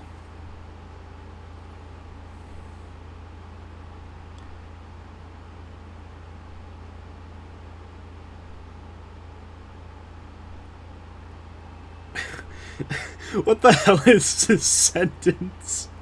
Matanya lebih besar daripada wajahnya. Her eyes are bigger than her face. That is descriptive. I never thought Duolingo would give me, like, poetic, like a poetic way to describe somebody with big eyes. Like, yeah, her eyes are bigger than her face, dude. That deserves to be in a book. That should be in a freaking book. If you want to describe somebody with bug eyes, just say their eyes are bigger than their face. That is funny. You would know if you didn't drop out. Yeah, that's the kind of stuff that's fine. If it's explaining it to a character, then it's fine, you know? But, like, if the vessel of communication is secondary to the fact that it's supposed to be communicated to the audience, like, look at the conversation between two characters and say, am I having these characters talk to each other because they are characters, or because I need to say this to the audience, you know? I don't know, it's just something I learned. Like this person said, I don't know who this person is, by the way, but QU1KKN, exertable from Stranger Than Fiction. I think it came from there or something. Dude.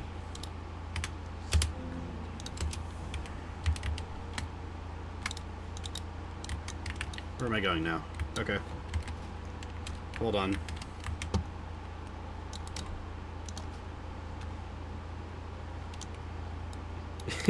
Yo, Zeus.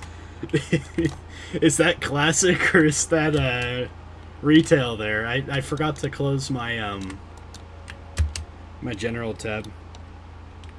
Maiden Butler dial. Yeah, that would do it. That would be a term that is proper. I'm not an author, that's why I can say shit that doesn't make sense. I'm legally allowed to because I'm not publishing anything. I do want to write a short story for my Dungeons & Dragons group, and the story itself... I need to go back. I'm distracting myself, man. The story itself is going to be like a 3-part, like mini short story, or mini short stories independent of each other, and it's supposed to be like a founding myth of a religion in the world, followed by a cleric of one sect of that religion interacting with clerics of another sect of that religion, and then the third section will be the actual true, more or less, like a memory from the first person perspective of the figure that the first religion, like the first origin story was about, like one of the figures in that story.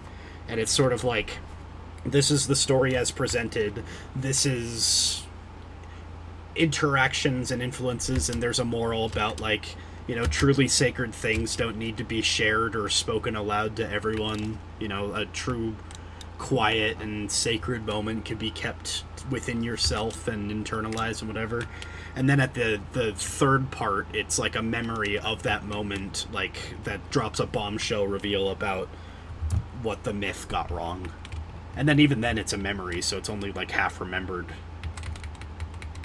in its own way. I think it'll be cool if I can get it across, but I'm not a writer, so I'm not publishing it, definitely. But it would be cool to have for my group.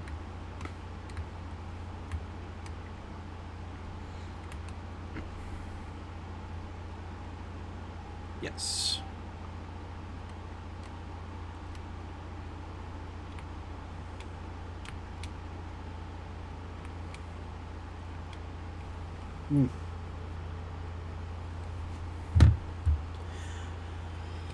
But I think it'll be cool because I've been working on this world for a while, and it's a very, like, low fantasy world that's inspired by pretty much every fantasy IP I've ever interacted with. Like, the origin story behind, like, orcs and humans are similar to Warcraft, and elves and humans are similar to, I guess, technically Elder Scrolls, even though I've never actually really played an Elder Scrolls game, but I heard it's similar.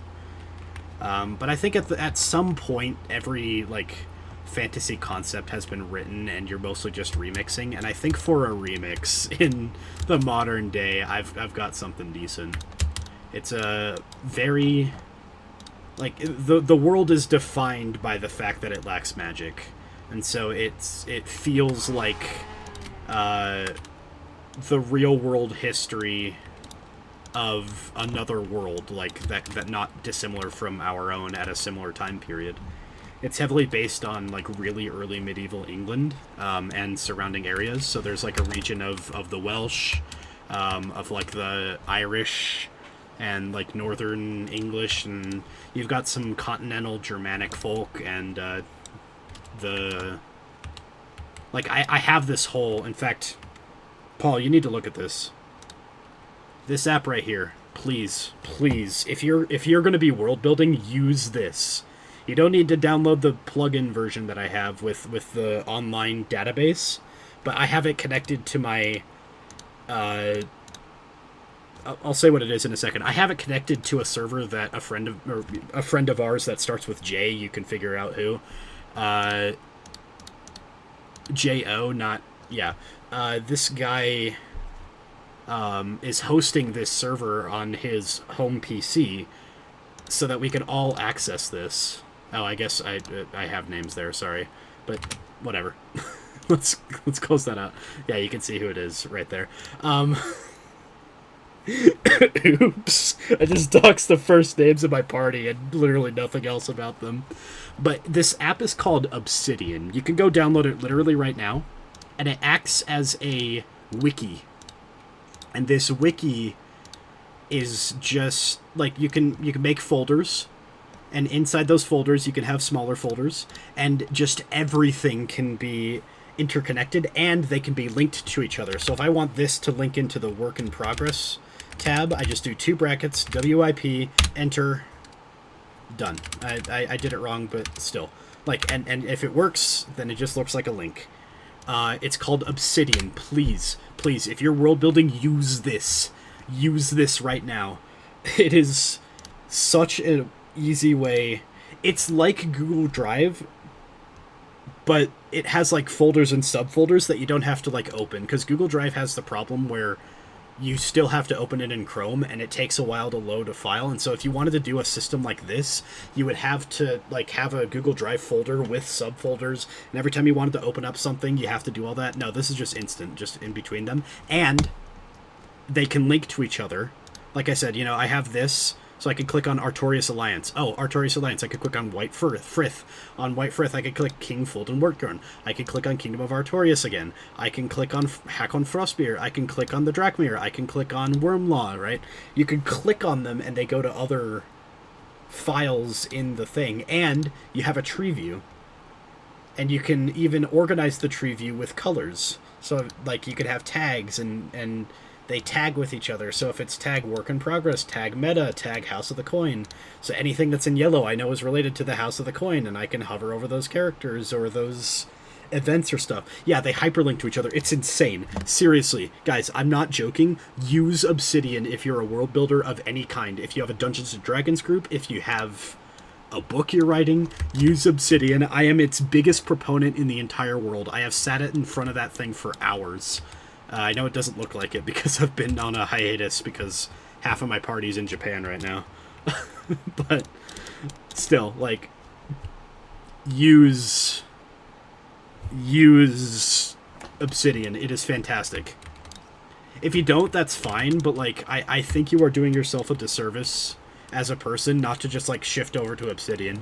It takes less time. I kid you not. I think it would take like less time to do the actual copying and pasting and making of files and subfiles and even adding hyperlinks than it would to open, like, the wait for the time that it takes to open every single file on a Google Drive setup that's identical, where you have to open every single, you know, this character's Google Doc and that character's Google Doc. I think the time it takes all of those to load is like shorter than the time it would take for you to just copy it over, add a hyperlink, and make sure that it's in the right folder. It is so good. Anyway, sorry, my nerd ramble over. This world that I have, unnamed as the Earth often was in history, it's just the Earth, right? Is like as low fantasy as you can get while still having magic, you know, at least somewhere. Hold on. Let's do it like this.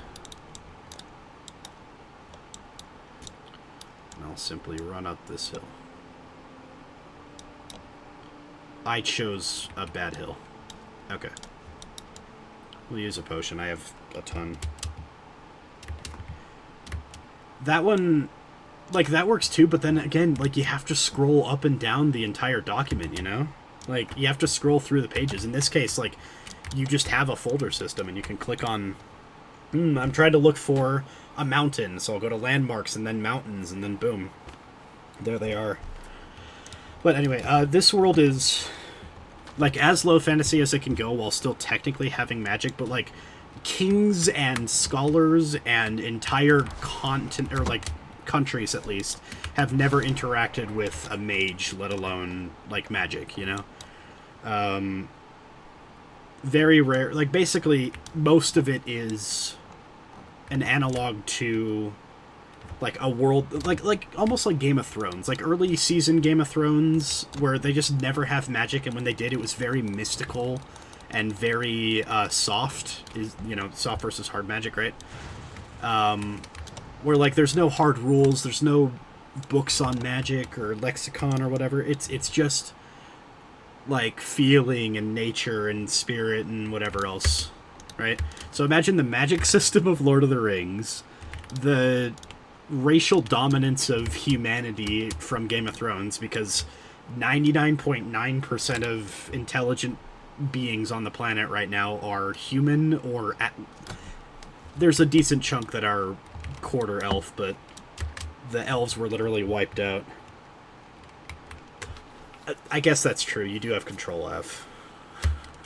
I don't know, though. I like Obsidian. I will be its staunchest advocator for all time and eternity, but you are correct. Control F is pretty easy.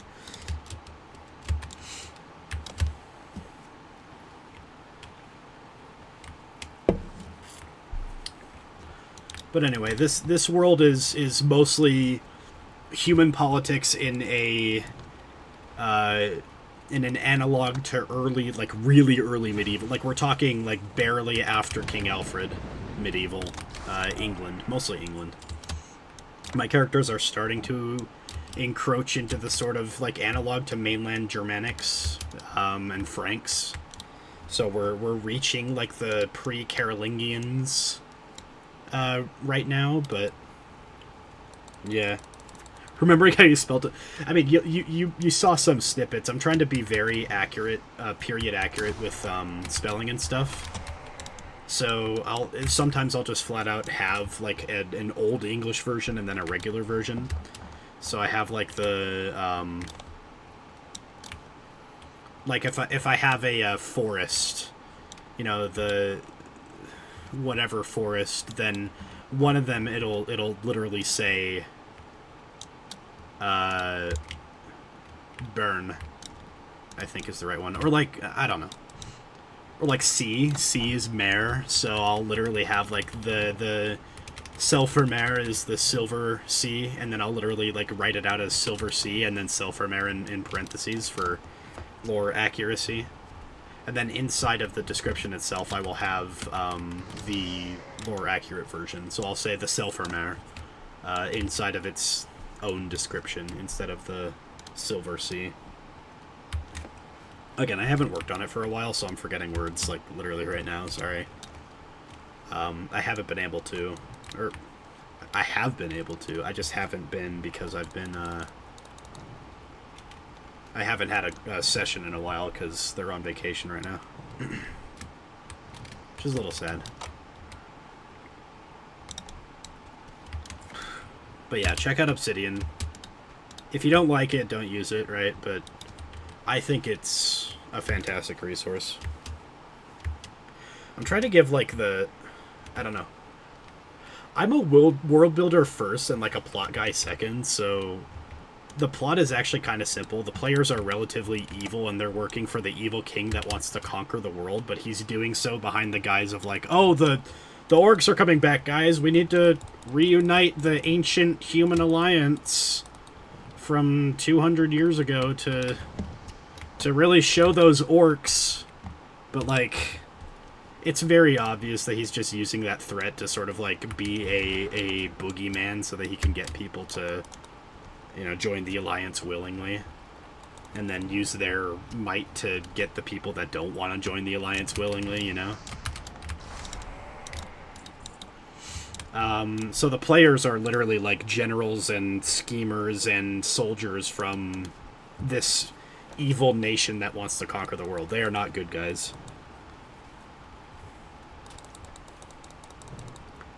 I did completely move. Not that alignment ever has like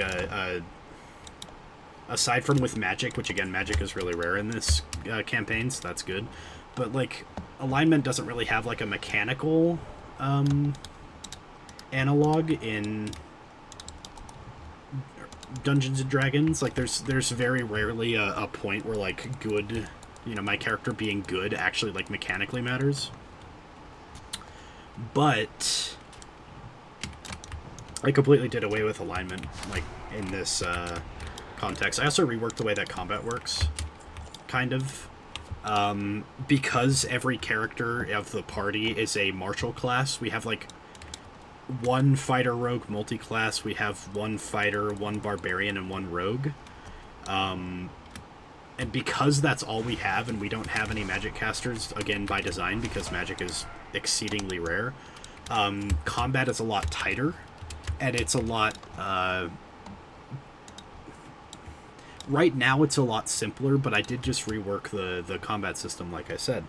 And so now the combat system sort of works in this, like, give and take action and economy kind of a way.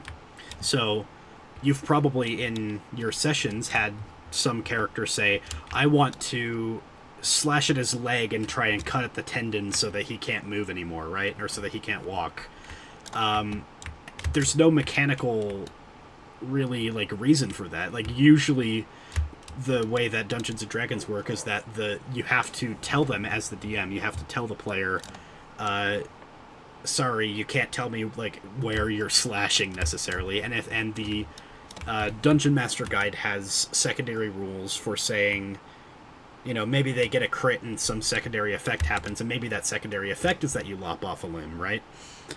But that lopping off of a limb is like random, and so the way that it works as written in the player's handbook, the player doesn't decide, I slash at their leg. No, the player just decides to attack.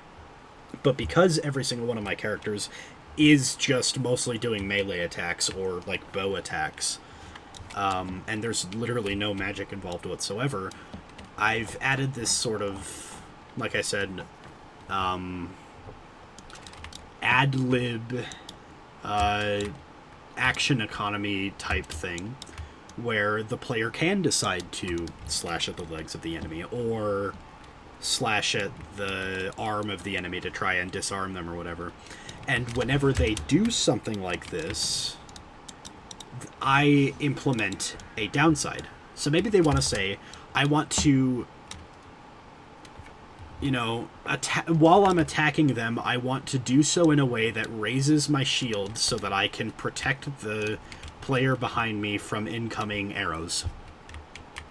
And so I would have to say in that case, okay, you can do so, but, and I'll apply some sort of minor effect and say that as a plus side, your ally gets the benefits of a shield to their AC from anybody that's shooting at them, you know, from in front of the shield.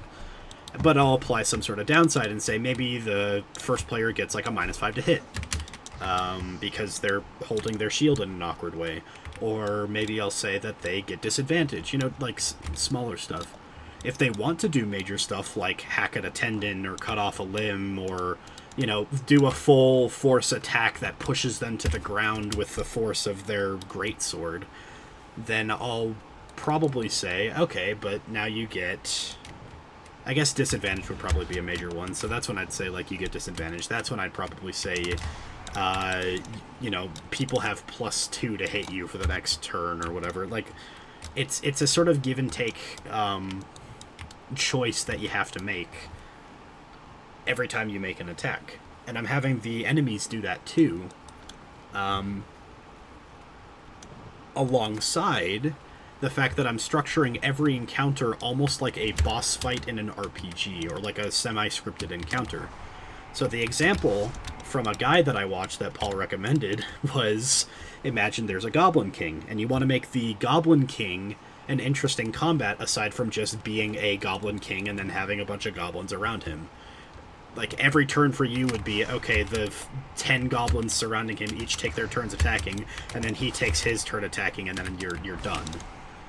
Or on the other extreme, you'll be facing an aboleth, and the aboleth has this massive list of spells that it can cast. You might be thinking to yourself, do I cast blind or do I cast whatever? And then at the end of the day, you just go for another cloud kill or whatever the hell it happens to learn.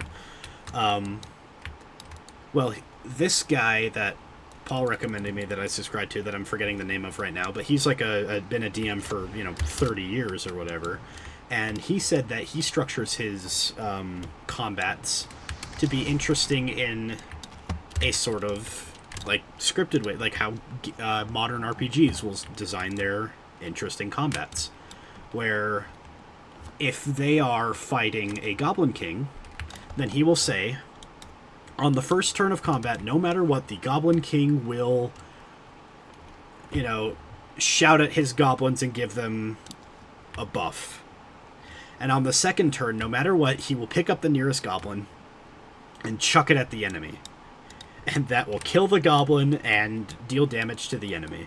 And then on the third turn, he will, aside from his attack, also summon 2 more goblins, or something like that. And then he'll cycle through this. And to make up the character, he is having a script. In this case, it's a looping script. One of my combats, the most successful combat I've done so far, I think, there was an assassin attacking my players as they were traversing through the North Holt, the North Holt forest. Also, it's not burn, it's forest. There are burns, there are holts. There are burns and there are holts, and they're basically the same thing, depends on where you are. Anyway, So they're going through the Northholt Forest, and they get ambushed by an assassin. And so the way that the combat started was that they noticed a rustling in the leaves. And so they all turned their attention towards that, but it turns out that there was a dog that was chained and, like, muzzled in this bush.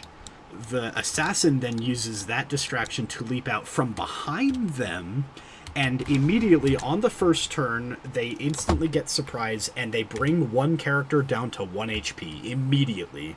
Like, no holds barred, that character has to spend the rest of combat at 1 hit point. And so now the players are playing around the fact that they are essentially down a player, but that player can do stuff still.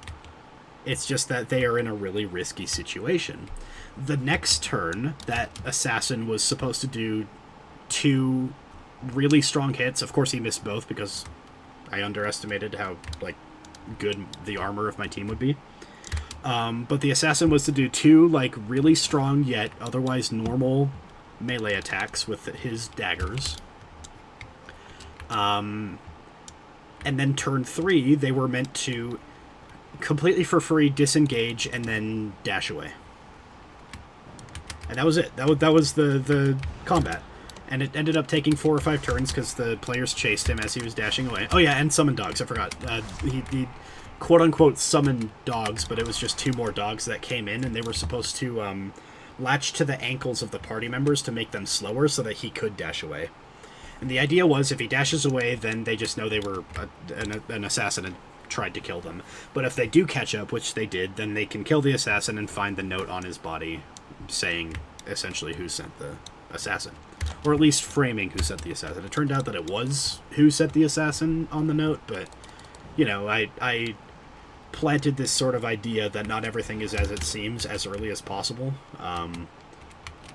I made it clear that, like, history is told from the perspective of, like, a scholar in the nation that they're from, and so if they encounter alternate histories, they are just as likely to be true or untrue, and that's true for pretty much everything else. Like, I've been very transparent about the fact that I'm presenting them a story as in-universe as possible, and I don't necessarily want to have a cutscene where the bad guy is monologuing about his evil plan, and then the players, like, figure that out, you know? Even though there's no cutscenes, it's Dungeons & Dragons, but you know what I mean. I used to not like railroading and stuff, but apparently my players actually kind of want a railroaded story told to them. It's basically go point A to, or like go to point A, have a combat, go to point B, have a combat. But they like that because they're interested in the story that I've written, and they're interested in the combats that I've been writing. You want to write our Wizard 101 campaign? Oh no. 28 days in February. Little homebrew stuff like that sounds fun. Give players more controls. Well, okay, so Sean, I have to clarify. The reason I'm adding that kind of homebrew stuff is because this is a really low fantasy campaign, and nobody that the players interact with, let alone the players, so far has been a magic caster of any kind. Every character in every context of this story so far, and for a long time, in fact, will be a normal, mundane human being. They have... I shouldn't say that. There will be half-elves, especially. Probably not actual elves for a long time. Part of the history of this world is that 200 years ago, when the humans made their alliance to vanquish the orcs, they also just turned on the elves because they had this, like, generations-long conflict that for the elves was probably 1 generation because they live 10 times longer than humans. But for humans, they've had, like, 10 generations of conflict with the elves, and, like, ever since the founding of the first human nations, like, the elves have been there mocking them and attacking them at their borders. Like, the elves have been just as antagonistic. But when the humans got together and vanquished the orcs, they just said, like, why don't we keep going? And then they just turned on the elves as well, and thus the elvish race was essentially decimated down to, like, probably a couple dozen individuals. And it was said that there's no chance that the elves of this world, at least, you know, I can't say of this world because this isn't like a cosmic story, but like there's no chance that the elves in this setting that I made can survive as a race without significant in or crossbreeding within like two more generations, or like one more generation. Like they will just flat out run out of a gene pool. And so because of that, pretty much every elf that they'll interact with will either be a half-elf or more likely a quarter-elf. And these people will be treated like, you know, the dregs of society, because even by, like, the frontier, you know, not centralized regions, because humans hate elves in this world. Like, why would they like the elves? The elves have been killing their ancestors for as long as they've had ancestors. In my short story, there's going to be a very brief snippet. The last part of the story is set before, like, recorded history. Like, there will be a like, evidence, I suppose, in it that they had history, and so but it was going to be, like, it'll be history in the same sense that, like, ancient Celts. Like, we don't have a lot of history on them because they wrote everything, or they didn't write everything. Or, like, the ancient Norse as well, like, the pre, Canute. Like, if you look at the pre-Viking invasions of England, Norse history, all of it was written by the English and other, you know, like, monasteries that were... And that's part of why we think... there's a historical precedent to think that Vikings weren't actually that, like, horrible and terrible, but they didn't have their own writing system for a long time, and if they did, it was very rarely used for, like, histories. So they just flat out, like, the only histories that we have for a long time on, like, Vikings in the real world was written by the monks that they, you know, sacked their monasteries. So, similarly, like, I'm gonna have interaction with this sort of concept of histories beyond history. Like, nobody knows why the Elvish Empire fell, but it fell a significant amount of time before the humans turned on the last Elvish civilizations and wiped them out. So, like, what was happening for the entirety of human history, and why weren't there human nations before that, or whatever? Like, that's all interesting. They're gonna have, like, given names, but they're not even gonna... The quarter elves, like, they would be given names, but those names would probably be analogs to, like, thrall, slave. I say thrall because I'm playing Warcraft right now, and similar thing happens with the leader of the orcs. He was born a slave, and so his name is literally Thrall. Nice touch. But it'll be something similar in this world, where, like, human-born elvish blood will be given lesser status, and therefore they'll only be given names relating to whatever they're supposed to do. Most of the time, people don't even want them as slaves. Like, slaves are as common as they were in really early medieval England, which is pretty damn common. But it's not like the quarter elves and half elves and whatever are going to be, like, prized slave stock. They're just going to be exceptionally long-lived dregs of society, and they're never going to be given a chance. Because, again, like, I'm not trying to make an analog to, like, real wars between two nations, ethnicities, whatever else, but, like, imagine that there was just, like, a war between Homo sapiens and Neanderthals. And it lasted for hundreds and hundreds of years, but also the Neanderthals were, like, a super advanced species that was... this world's analog to Rome, while the humans were still cavemen. While the Homo sapiens were still cavemen. And then finally the Homo sapiens band together and take them out. Like, that's almost fair. Like, I don't... In the real world, right? Trog, that's a good one. I'm going to use that name. Thank you. I don't know who you are, based on your name, but I'm going to use that. I'm going to name the first quarter elf they meet Trog. Mark my words, it's gonna happen. Or half-elf, or whatever it is. It's gonna happen. I forgot what I was saying. Right, I'm really not trying to make any, like, analogs to, like I need people to understand that I'm not a vengeful person in real life, but, like, from a historical context, it is quote-unquote fair that the humans would wipe out the elves in retaliation to the elves systematically waging wars with the humans for as long as they've existed, you know? Troglodytes? Yeah. No, I know. I know troglodytes are a thing. I'm not trying to go too fantastical. I mean, if you mean like a D&D troglodyte, I'm not going to go too fantastical with my characters. I'm not going to have too many, or like with anything. Every animal they've met is a real-world animal. Every, you know, sword that they have is, has a real-world analog. You know, I'm not letting them running around with, gladiuses even, but I'm not letting them run around with, like, you know, something that looks like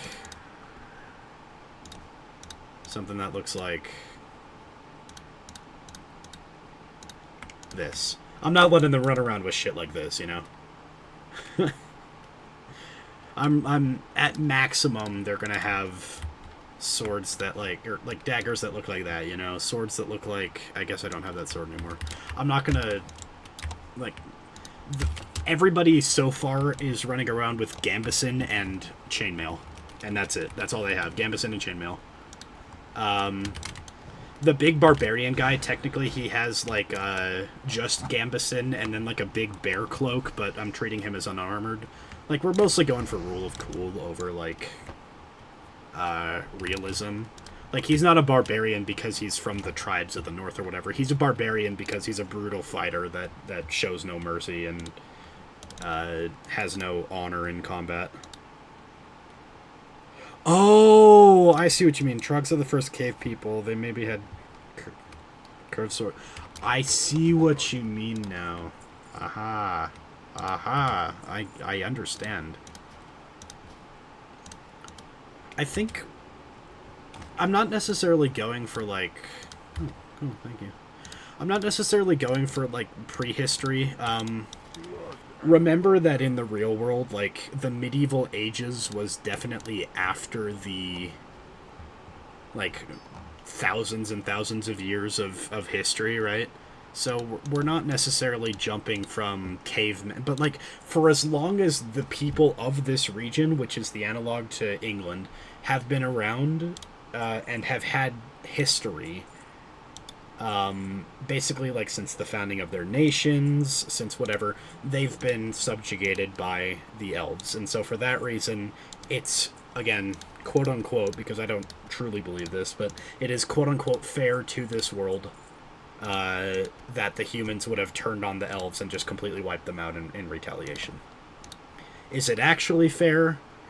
That's up for debate. It is a question that might weigh on the campaign at some point, but I tend to treat my art as, like, separate from my personal opinions on life. I've in the past had players that are genuinely good people play just horrible, scummy, like, you might say, oh, haha, dark humor, they're killing babies, haha, that's the funniest joke I can think of in this, the year of our Lord 2014, where I am in middle school, right? No. Like, I've had players who are genuinely good people who have this same distinction between the character they're playing or the story they're telling versus the person that they are.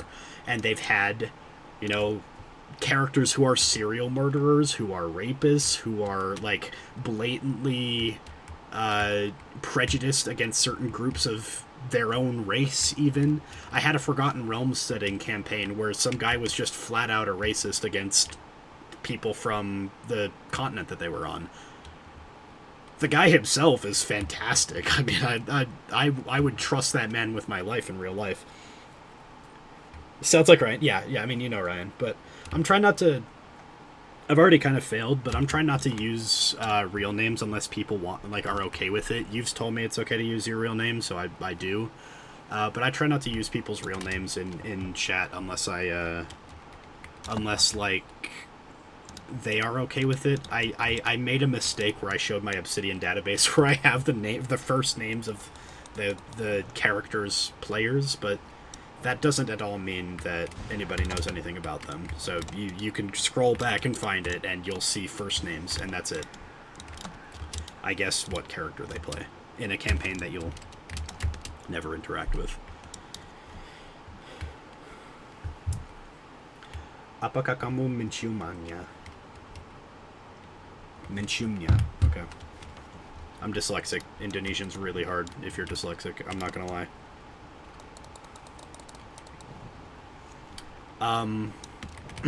But yeah, like, in this world, the characters that I play, the things that happen, like, they're not supposed to... You know, things that are good in this world are supposed to be bad in the real world at times. I'm inspired more than people might recognize by, like, the Vinland Saga, for example. Vinland Saga has a really good... It's not necessarily historically accurate, but they have a portrayal of a world. I mean, it is really accurate, but it's not, like, exactly historically accurate, especially in this sense. They have a portrayal of a world where things like slavery is normalized, and, you know, it is expected that after you take out somebody's... or, like, take out a town, you're supposed to take their women as slaves, and you're supposed to take their children as slaves, and rape, pillage, plunder. This is just normal to this world, which is our own world in really early medieval history. But where they do differently from...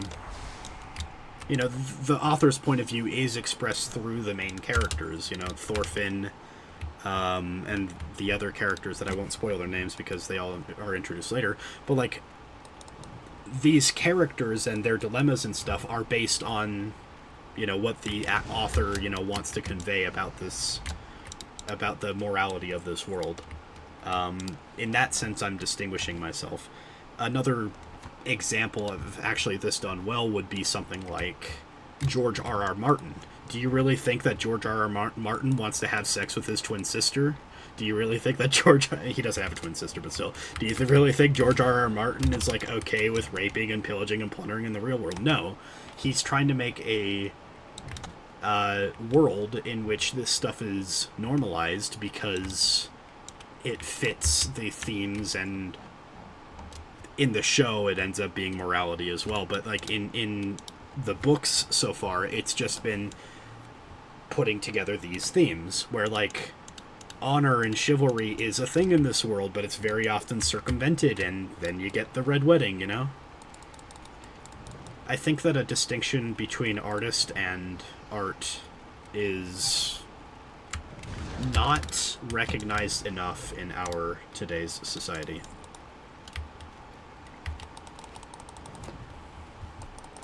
It would be like if you were writing a story about aliens, where the aliens have 3 genders, and they can change between the 3 at will. Regardless of your opinion on current debates about gender and identity and whatever else, you have to detach yourself from that, because this is a story about aliens with 3 genders that can change at will, you know? That's like...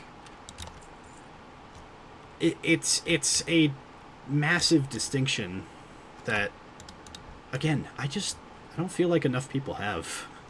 I don't think enough people have, like, media literacy awards, you know?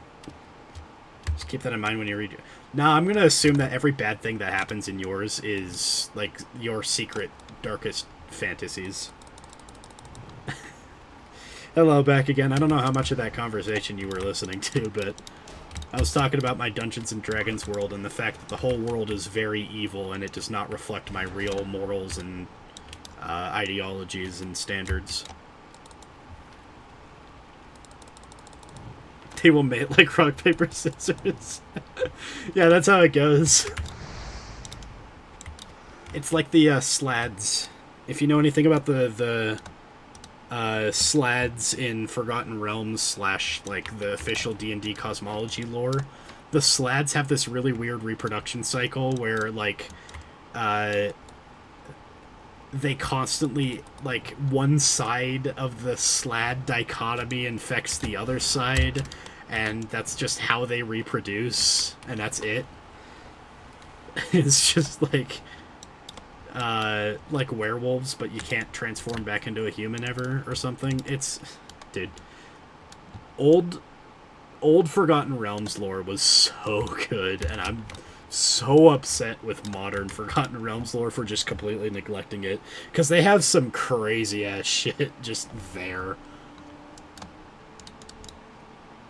And Old Forgotten Realms was really good about the distinction between fantasy races and real-world quote-unquote races. You know, fantasy races are more akin to species, whereas real-world races are more akin to cultures, ethnicities, and whatever else. And so it's not fair necessarily to say, oh, but you can have a good orc in a world where every single orc is evil.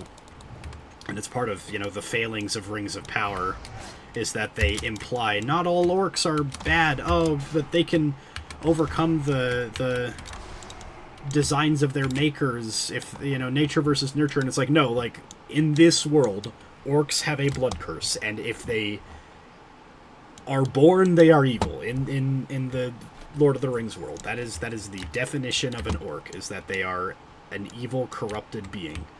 You can't go and make new lore in a world that isn't your own, where, oh, but, like, what if orcs were raised to be good? Forgotten Realms has that, where, like, the drow and the orcs specifically, although other races do this too, just flat out have blood curses. They have cursed, like, they have stories in their past, in their ancestry, where the drow and orcs and etc. just are forever bad, and they will never be good, and that's not a bad thing. I think conflict breeds good storytelling. And so having inter-race racism is interesting storytelling. Having humans that just hate orcs for seemingly no reason other than they had a war with them in the past, or they hate elves because the elves are their ancestral enemy and they don't even know why it started or why it continued. Like, this, I think, makes for more interesting storytelling than, like, oh, but racism is always bad, even though these guys literally have a blood curse and they've been, like, killing my ancestors for generations. You know what I mean? That's my rant on fantasy racism versus real racism, because real racism is cringe. Like, just flat out, if you think of other people as less than you because their skin color is different, that's just cringe, man. I'm sorry. It's just, like, cringe.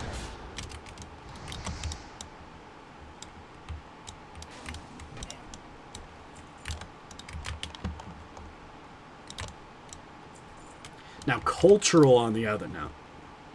I'm joking.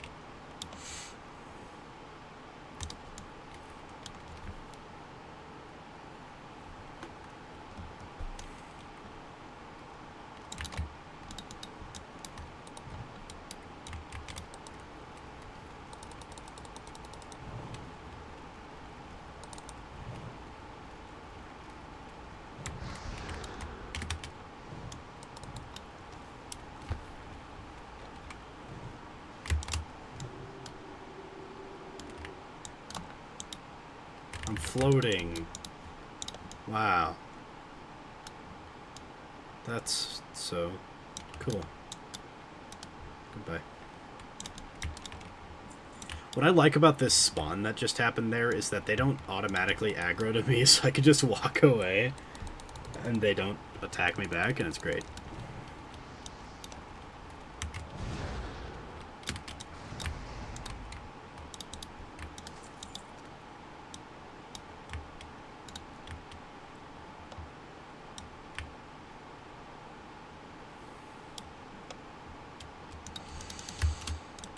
I am excited about this D&D campaign because I have put a lot of work into it. I think it's going to be a really, really, really, really, really good story. Pesanan saya bukan nasi goreng.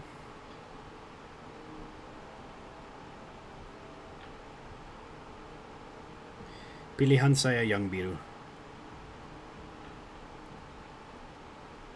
Hujan di tengah hari.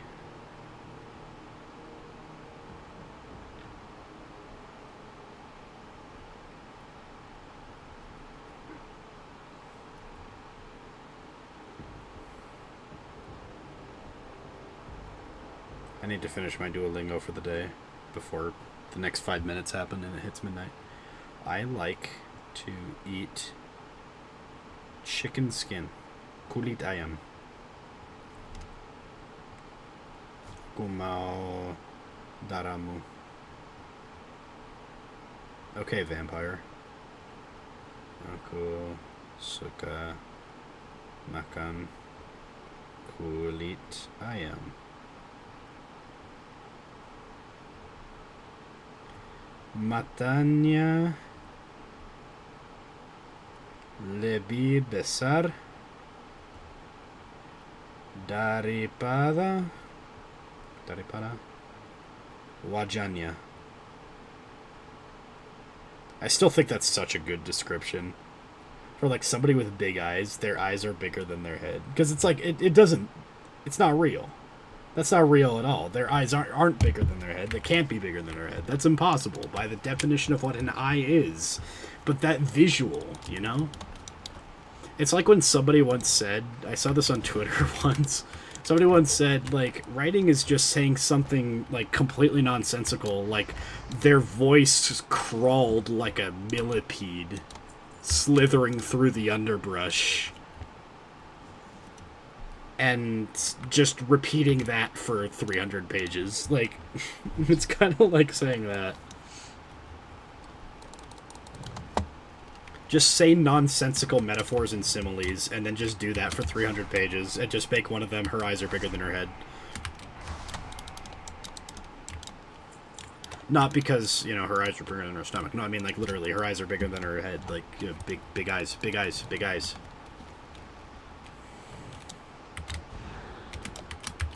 Interesting content. Also, I'm hunching over way too much. Bukannya sudah biasa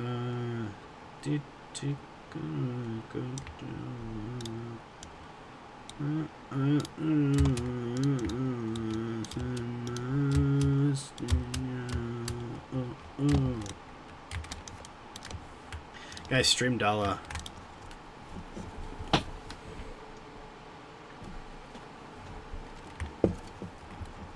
Stream Dahlah right now, guys. Go listen to the greatest song to ever come out of humanity. Planet Earth. I was gonna say Indonesia, but, you know, the whole world, really. Dahlah by Kaela Kowalska is the greatest song ever made by anybody, literally ever in history.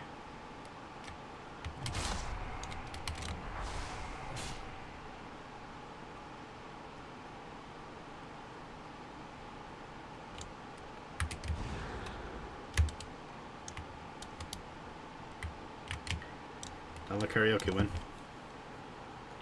I'm pretty sure I sang it on stream once.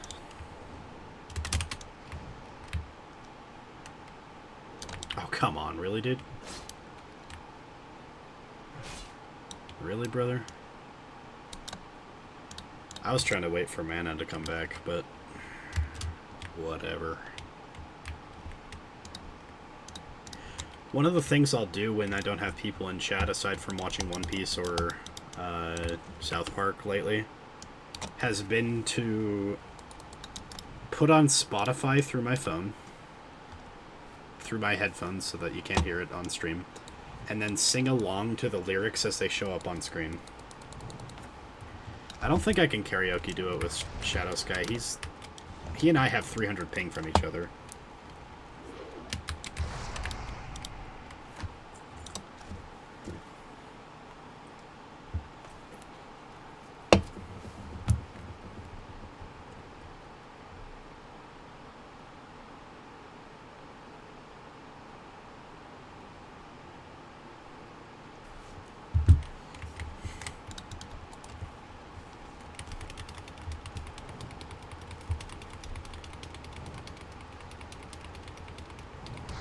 Nobody's commented or even liked. I'm the only like on my video that I posted in the...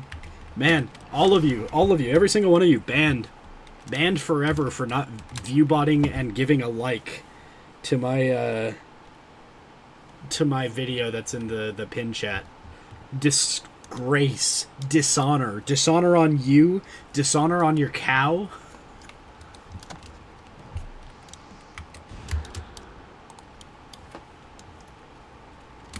Bro, 300 ms is like insane ping. It is very, like, it won't be a little bit of delay. It will feel horrid. If you like music and you listen to, like, me duetting with someone on 300 ping, you will not like music anymore. Oh, he wasn't in range for that. That sucks.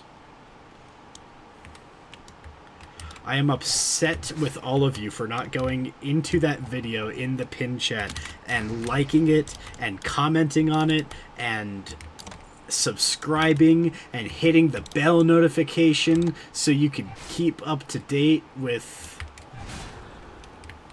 everything related to me and my content. Wow. You all suck ass. Every one of you. Goodbye. You haven't even watched it yet, back again? Dude! What, do you hate me? Do you want me to freaking die? Is that it? You're just sitting there saying, wow, this Andrew guy, I hate him. I hate him so much. Dude, look at him. He's such a goober. But with his beard that always gets tangled on itself, or his stupid face. With the pear-shaped face with the fat chubby cheeks. Man, what a goober this Andrew guy is. He must suck in real life. He must I don't know. I've run out of superficial things to say about myself. I could attack my actual anxieties and fears and whatever, but that would just be, like, sad. That would make for sad content. Nobody likes sad content.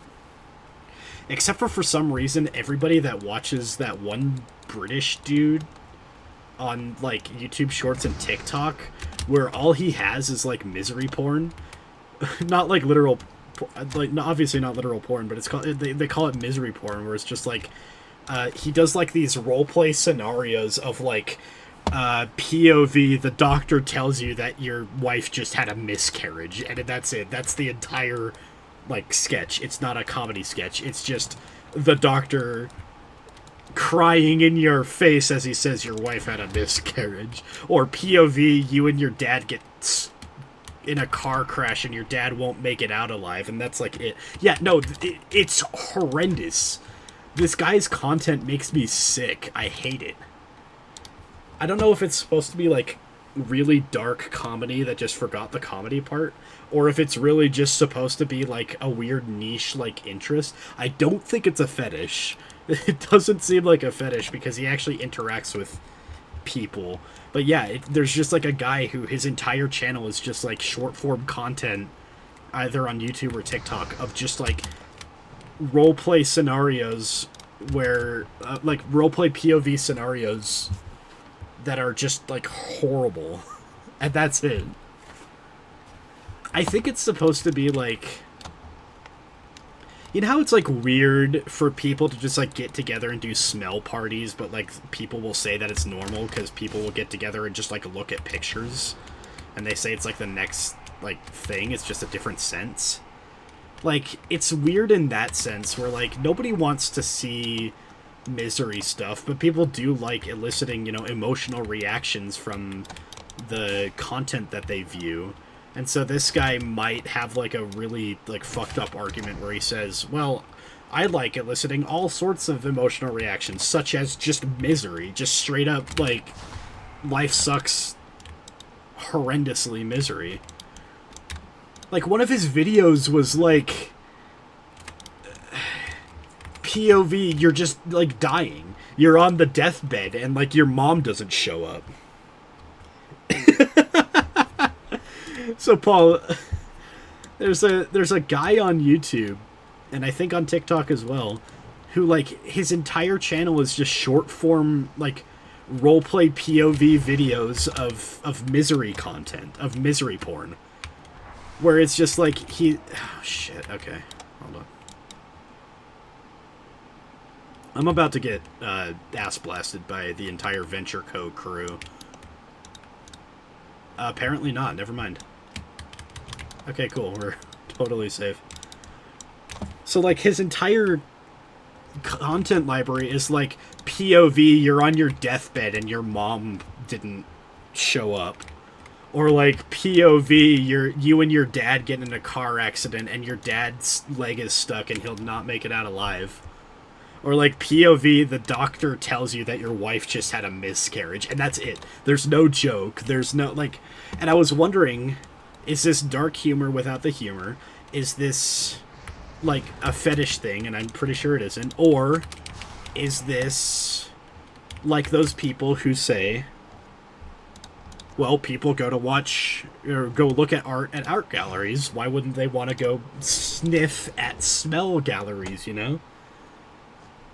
And so the same sort of logic is applied to people will watch, you know, happy endings, or like they'll watch things to elicit a positive emotional response. What if they watch things to elicit only a negative emotional response?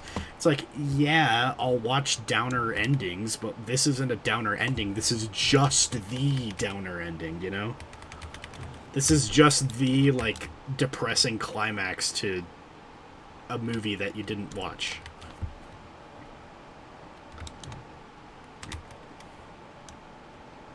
And it's not even, like, done in an emotionally eliciting way. It's just done in a way that makes you feel uncomfortable.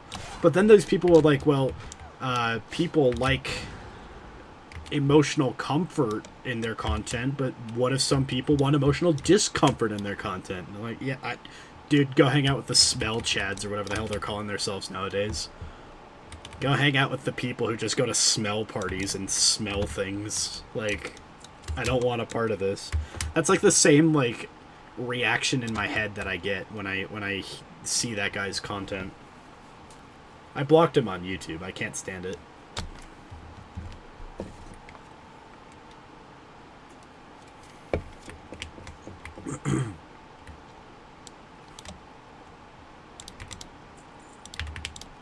I think more people need to use the block function on YouTube.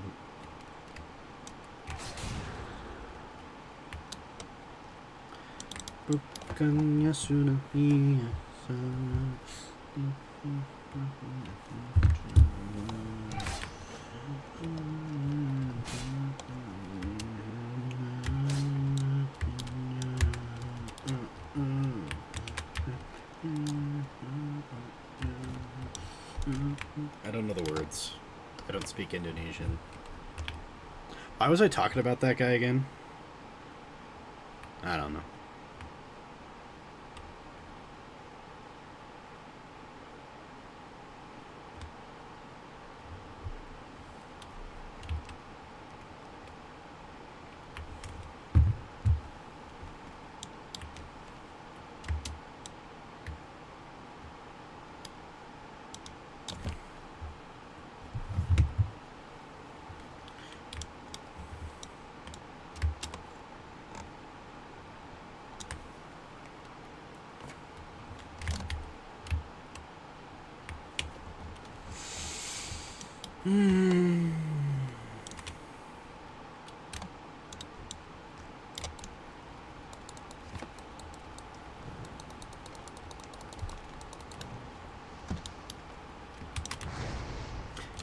Guys, want to know a fun behind-the-scenes fact about the video that's in the pin chat?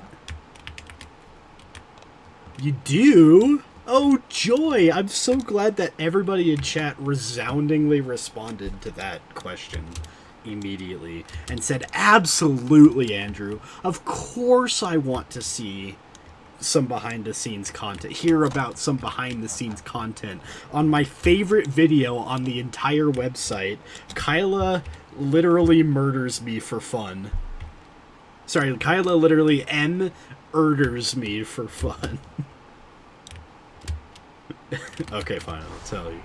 But only because you're absolutely begging me to tell you. Will I tell you?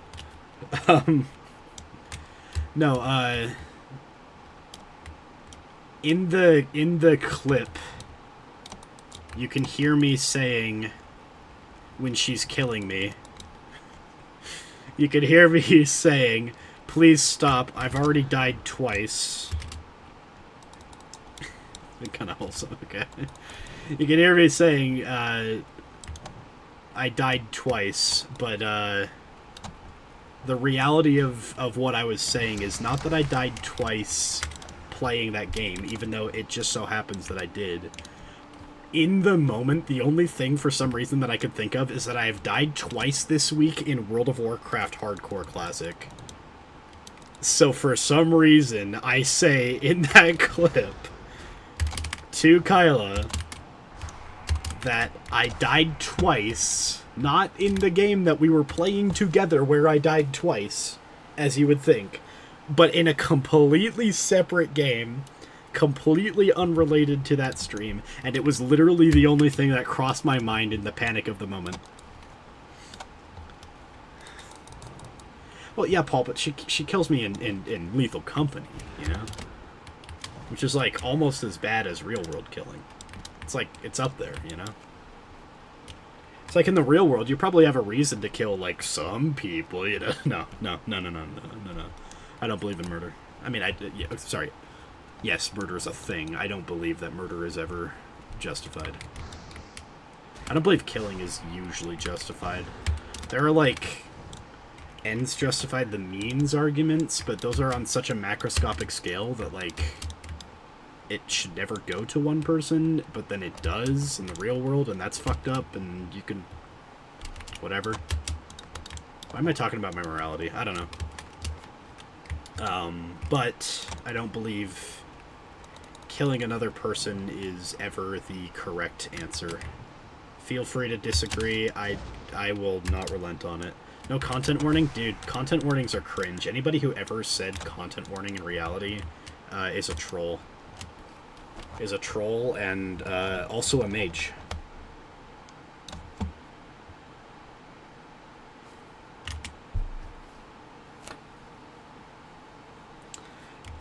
I think that's the funniest joke, funniest audio-visual gag I have ever pulled off in my life, guys. Also, why did my total time just show up on screen? 11 hours. Hey, hold on. That's actually a really good time.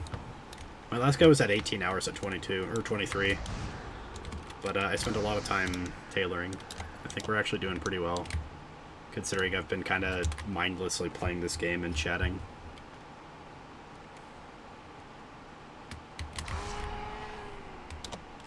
My favorite thing to do in the Barrens is to kill an entire pack of gazelles at once with an AoE ability. Peak gameplay. Not literally peak. I will never forgive the game Peak for calling itself Peak, because Peak was already in the internet vernacular as something of high quality. And now they're just throwing out a game that in internet slang is just called high quality. And then it becomes the frickin' friend slop of the century or whatever, and now everybody's playing it. Bro.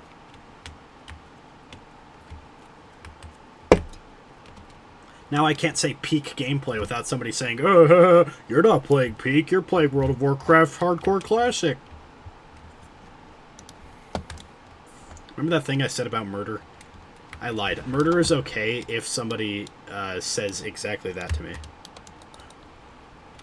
Murder is absolutely justified if you say, oh, Peak, don't you mean the game Peak and not World of Warcraft? That is when you get murdered. That's when it's okay. At no other point in time ever throughout history is murder or vengeance killings or lynchings or anything else like that okay, except in the context. Peak now receives residual resales of the game. Okay, bud.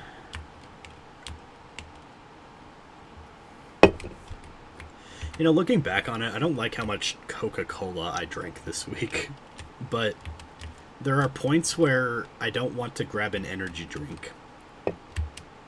But I feel like I need some amount of caffeine in order to, like, finish up whatever it is that I'm doing. And instead of saying, hey guys, I'm not going to do a 12-hour World of Warcraft stream yesterday. Alright, Paul, I'm killing you. I'm coming over just to kill you. Just be ready. Next time we hang out. We're getting Portillo's, obviously, because, like, the closest Portillo's to me is in, like, there. And that's my favorite fast food joint of all time. And then I'm going to kill you. Like, right after. Dude, when I moved to Utah and, like, the first thing I looked up on Google Maps was Portillo's, and it showed me the closest one was in Phoenix, and I said, no, you don't understand, Google. I'm not in Phoenix anymore. I just moved from Phoenix. And then Google's like, no, you got it right. The closest Portillo's to you is in Phoenix. I wanted to cry. I wanted to scream and cry. But yeah, I've had this issue where throughout the week I've been... Like, there will be points where I have, like, 2 hours left in a 12-hour stream, and I'm saying, I don't need an entire energy drink's worth of energy for 2 hours. So I'm just gonna get a Coca-Cola. And I don't think that's healthy at all. I think that's the opposite. What's the opposite of healthy? Ungood for you? Something like that?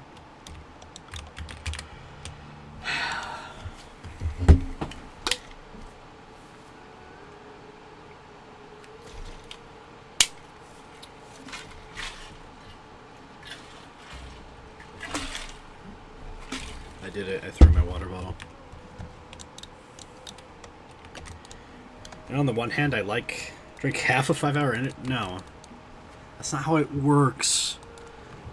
That's not how doubling up on 5-hour energy works. What it does is it increases the... Or it decreases the half-life, but increases, like, the immediate energy. Up to a point. Actually, 5-hour energy on its own almost reaches that point. There's a maximum point where it just starts flushing out of your system. Because caffeine is a toxin, kind of. Have you ever had, like, a headache from eating too much sugar? I haven't had one in a long time, but have you ever had a headache from eating too much sugar? I'm not even joking.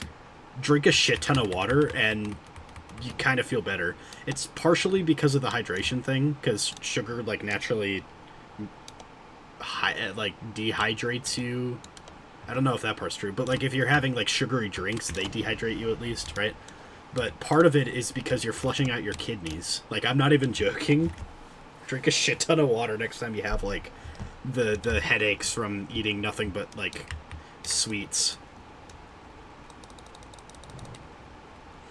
But yeah, like, caffeine is some kind of thing that gets flushed out by the kidneys. So if you have 2 5-hour energies, what ends up happening is that you just hit, like, a saturation point and it flushes out. Sort of imagine it like, okay, so you have, like, these are our baskets, and the baskets are where the caffeine goes. So if I have 3 caffeine particles, they go in the baskets, right?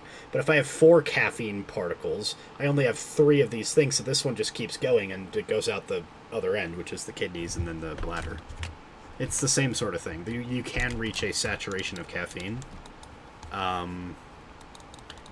The same is true for a lot of vitamins. Like, you can't overdose on most of, like, vitamins and stuff that you have. You drink half, not 2. Yeah. Oh, you mean no actually to the half fire. Okay. Okay. I think what happens is, like, half a 5-hour energy gives you half energy for the 5 hours. Not necessarily exactly, but similarly. And again, it's not actually 5 hours. Anybody who says 5-hour energy gives you exactly 5 hours is stupid and has never had a 5-hour energy. Oh my goodness. But yeah, if for example, I take turmeric every night. I take 3 turmeric capsules for inflammation because I have bad arthritis right now. Or not I do have arthritis, but I have carpal tunnel. But no, the inflammation that I combat it with is plantar fasciitis. That's the word. Oh, hi, Overseer Glibby. I think I need you, don't I? Hold on.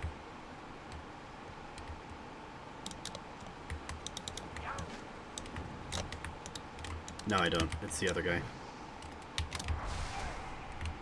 That's also true. I think it also depends on how you're, like, how you use the energy. Like, if you drink a 5-hour energy and then go for a sprint, you'll run out of energy pretty fast. But you'll have more during it. And then also, like, what is energy? And it's really just a high, right? But in the case of, like, you know, if you have a 5-hour energy and then just, like, sit down to play World of Warcraft, then it's not hardcore, so you're not actually sweating. Like, you know, gamer sweating, not literally sweating. Although I am literally sweating because it's really fucking hot in this room. Sorry. I also never took the thing out of my window, so my window's been closed, so it's, like, unnecessarily humid. Because I, like, just woke up and then played games with Kaela immediately. I didn't even, like, consider taking the thing out of my window. You'd think it would help because it's essentially a window blind. Like, I just have a blanket up in my window because I don't have a window blind rod thing. I'm tangenting over all over the place, and I completely forgot what I was saying.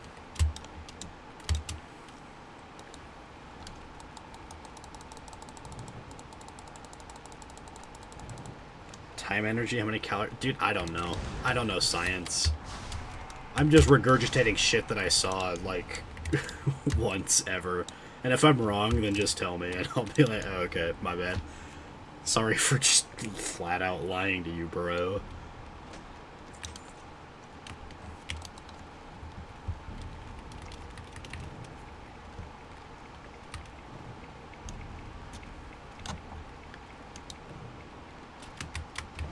You know what I love about classic Warcraft? The world really kind of just does feel like obviously it's a lot smaller than a real world, but it really kind of just does feel like a real world that you're in, and not like an MMO a lot of the time. Like, I just go to this place, no quest points me here. It's related to the places next to it with the Samaflange and with the Cat's Eye Emerald, and it has quests here, but, like, you wouldn't come across this place because somebody's pointing you to go here. You just kind of come here. The caffeine to sell you... I know enough science. Pico, I left that out of the clip intentionally, sir. We're pretending that didn't happen. We are... Oh, hey, Paul. There's actually a scam behind anything that's 0 calorie, and you need to... It's relevant, not so much for seltzer, but it is, like, a part of, like, seltzer waters, like flavored seltzers, but it's a scam in Tic Tacs, especially. And I happen to have a case of Tic Tacs here. So, these Tic Tacs, they say 0 calories. I don't know if you can see that because it's dark and it's blurry, but on the back it does say 0 calories. They are like pure sugar. But because they're small enough, it's essentially the equivalent of like a rounding error on the nutritional facts. They could just say that it has no sugar, even though they are pure sugar. So if you sat there and ate Tic Tacs all day, that's fine. But because the serving size is so small, it's essentially like it rounds to 0% of your daily intake of calories. Therefore, it's a 0 calorie thing. Energy's bigger than... Yeah. I don't know what this guy's saying, but I agree with it 112%. Whatever you hear about energy science and caffeine and etc. From anybody in my chat, just listen to them wholeheartedly, because that's what I'm doing. I will believe anything you say about all of those things forever, always. Hold on. I'm in a bit of a pickle because I want to... Do I have any mana potions? I don't. Okay. I think we're fine.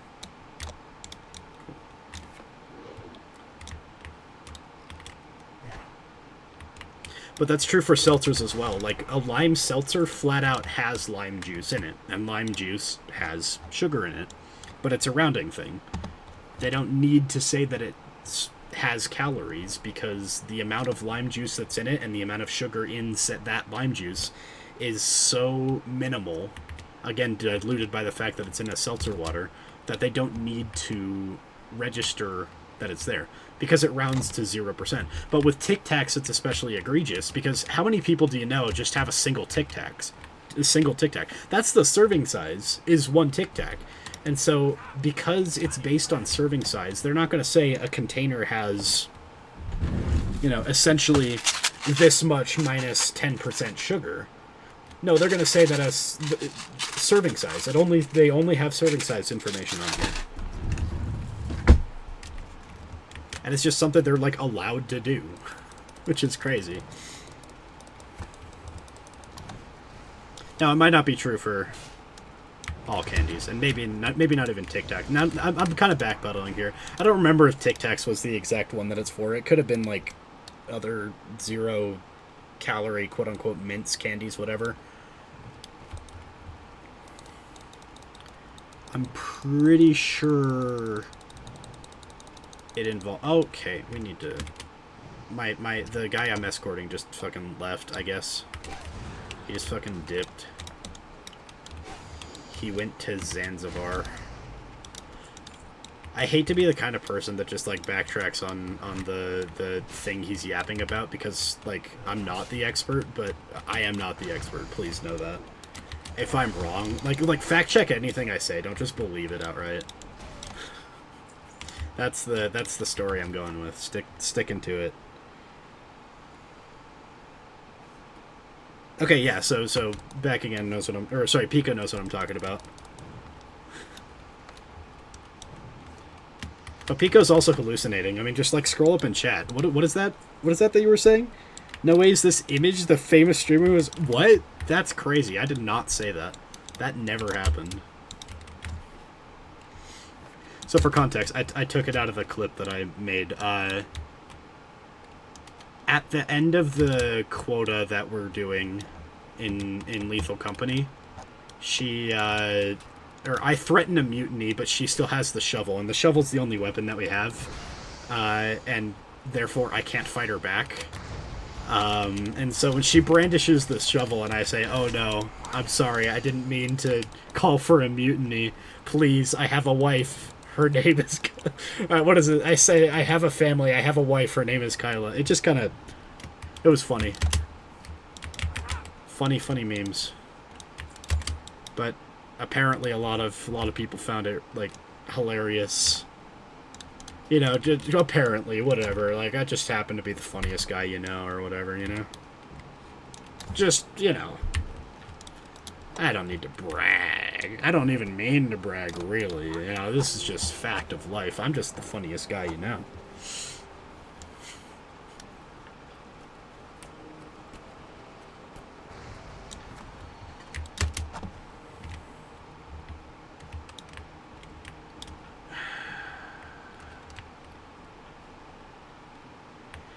Oh, no. Oh, no.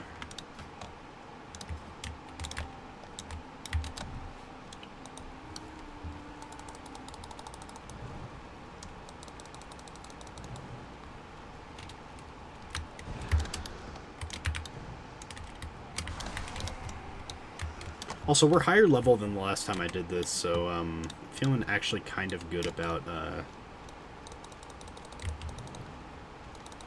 our chances once we get down to Camp Tarajo and start killing those quill boars. Because if you remember on my undead, I was having a bit of difficulty with the quill boars down there, because they have casters that were dealing as much damage as me. And the only way that I could manage not to die against them was to either pop a potion, or like do a very close, like, fireball into frostbolt as soon as they become immune to fire, and it was, like, really awkward and annoying and dumb.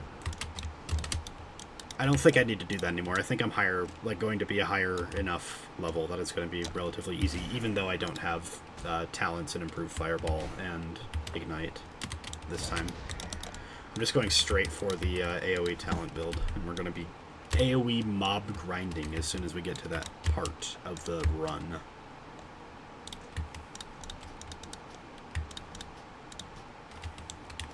I still need kidneys, but I know there are more plane striders this direction.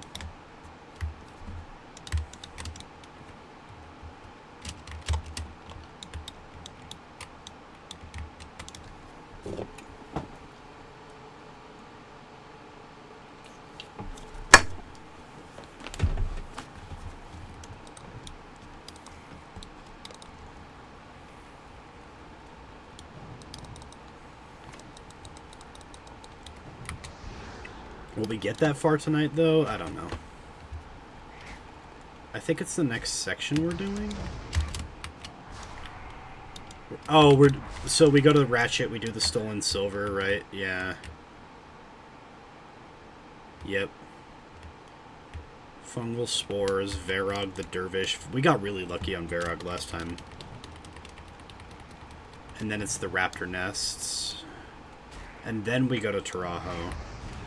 Then we go to Mangletooth. No, then we keep doing centaurs. Yeah. And then once we're done with centaurs, that's when we go down to, yep, Avenge My Village. That's when...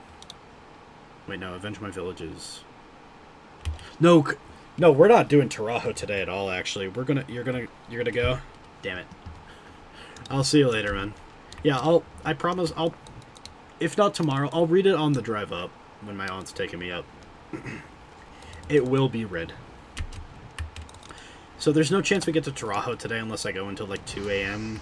or later. No, later than that. Much later than that. Because we have a lot of quests between now and then. I almost want to skip the Stone Talon ones, man. I'm higher level than I need to be for them. I'm already 18. Partially because I did a Ragefire Chasm. I'm gonna skip the Grim Totem quests at the start of Stone Talon. Maybe not. They're kind of easy. They're just right there, you know. Man, I don't know.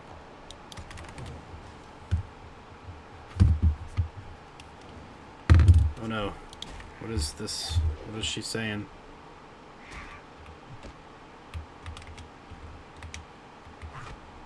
I need Pokejon table skins. It's too green. No okay.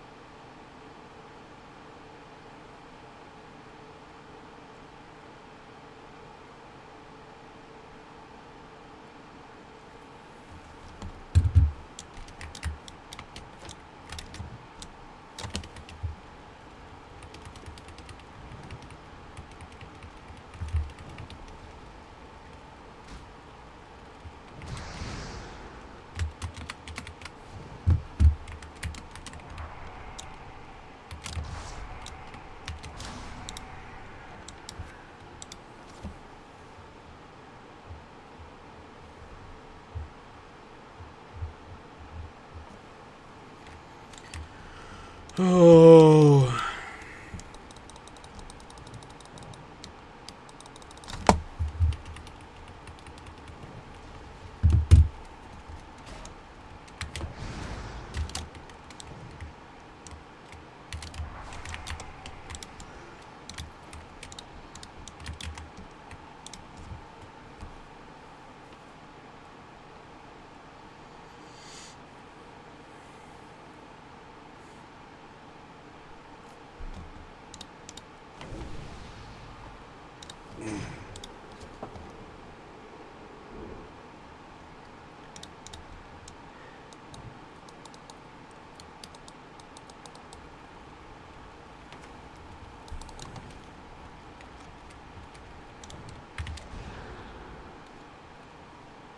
Holy shit, bro.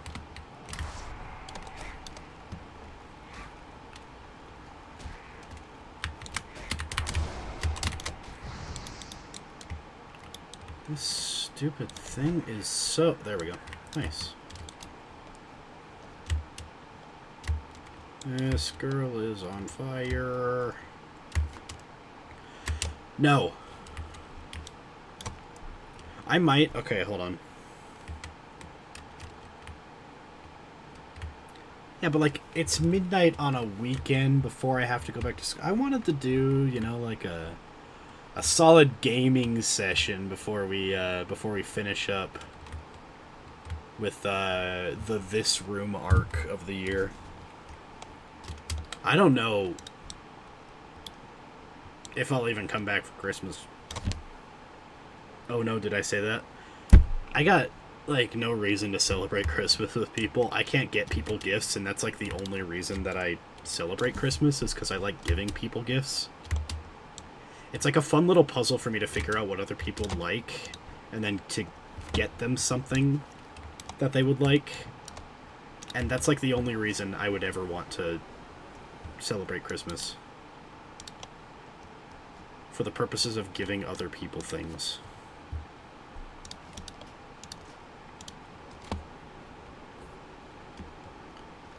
I mean, I'm gonna miss this bed. I want to show you something. Yeah.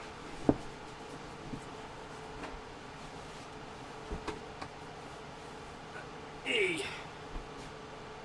Yeah. You see this? This is unrelated to my bed.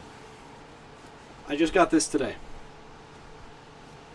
My actual bed, in size, is this wide. From this hand over here to here. Can you even see that on screen? Maybe not.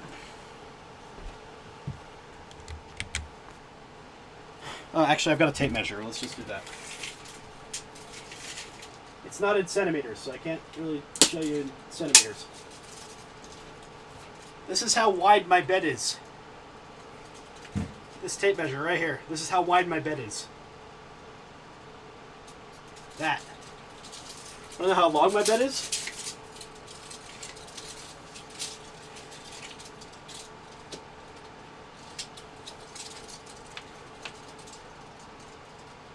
That. That is how long my bed is. From the end of the tape measure over here to that. I have a queen-sized bed. Okay? Now, the new bed I'm getting is shorter than me. I am 6'3", 190 centimeters. I am 190 centimeters tall. My bed is shorter than myself at 180 something. I got a mattress pad that is slightly taller than me, and it's tiny. This bed I'm going to for the rest of the year, it's tiny. And I need a stupid mattress pad to make it manageable, man. I'm going from this massive, comfy, soft, comforting, I said comfy already, pillowy, obviously because there's 2 pillows on it. Just, I'm going from, like, a sweet caress to a rock-hard slab of stone that I have to haphazardly toss some foam on top of in a desperate attempt to get a good night's rest every night.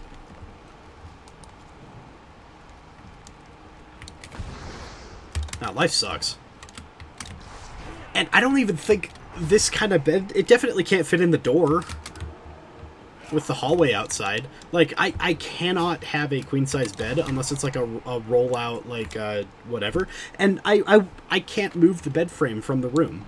I can't just, like, put the bed frame in, like, a closet or something Actually, maybe I can. But still, like, I can't just, like, disassemble the bed frame and put down, like, a queen-size, like, roll-up mattress pad. That's just not possible, because it would take up the entire freaking dorm. I went in there, and, like, my arms were just barely out of reach, fully extended, to touch both walls. I'm moving to a small room. It's gonna be peak. Like, it's gonna be great. I'm gonna love it, but also I'm gonna hate... I might literally, I'm not joking when I say this, I might come down here just to sleep on weekends. I might literally, like, take the trip 3 hours both ways just to come down here so that I can go to sleep in a good bed, because I am going to miss this bed more than anything else. Let's take a 2-minute break while I swap my laundry. BRB.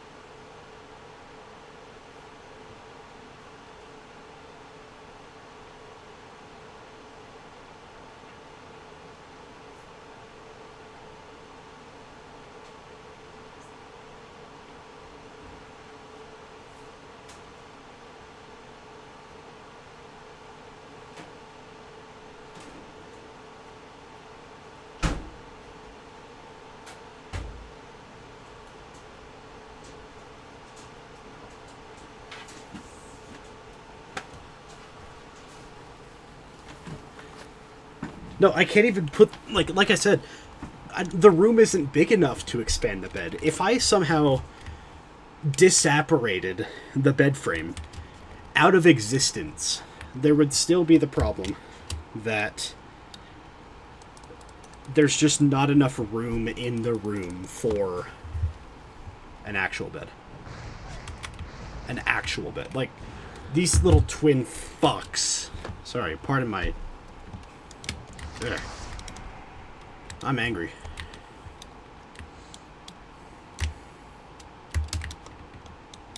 Like, you could probably Google... Hold on.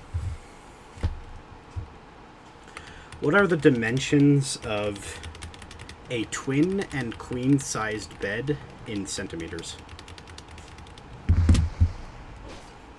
Standard US twin measures approximately 96.5 centimeters by 190.5, although I know that mine is shorter vertically.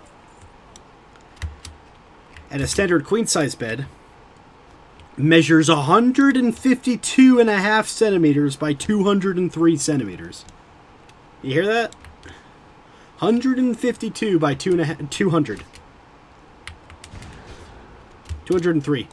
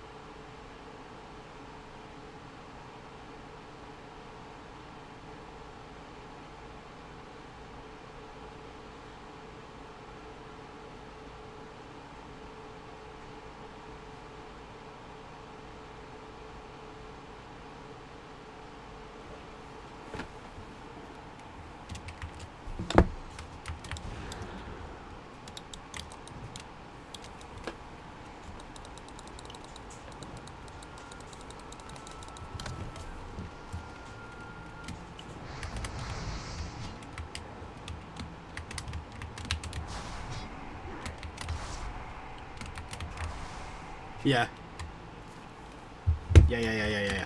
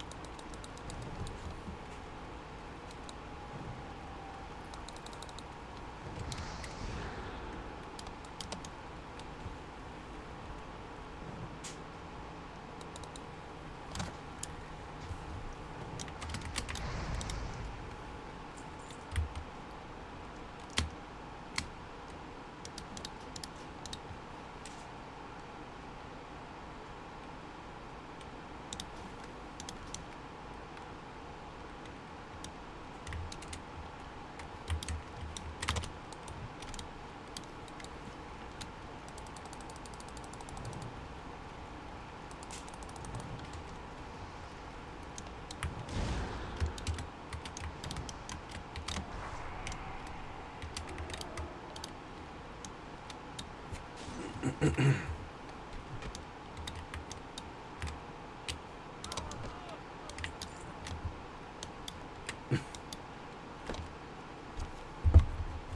not gonna camp on campus, bro.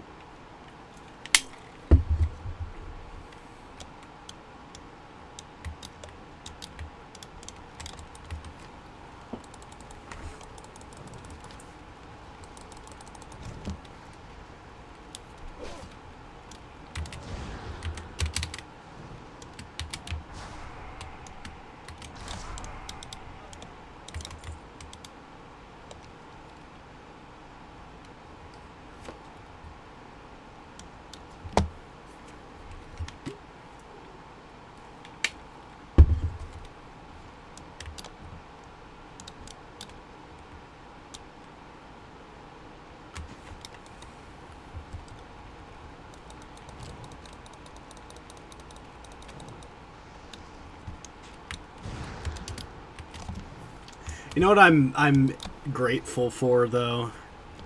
Is that Kaela was singing Dahlah at the time that I shouted at the top of my lungs, "Kill his ass," referring to the bug that we killed. I shouted as loud as my little stupid lungs could shout, "Kill his ass." But Kaela was singing Dahlah, so she couldn't hear it, and it's not evident on stream unless you really, really listen for it. So, thumbs up emoji, reaction, send tweet.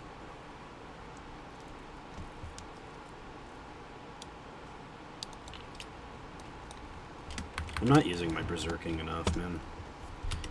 It reduces my cast time, come on.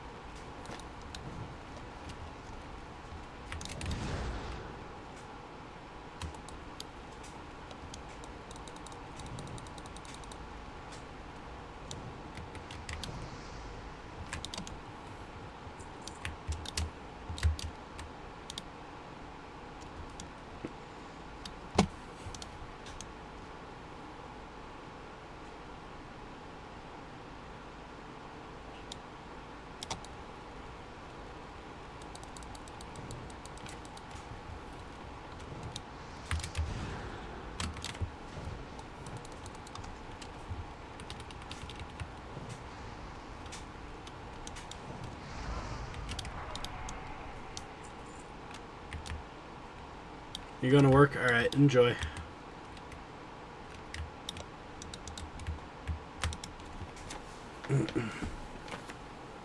Wish you can lacking.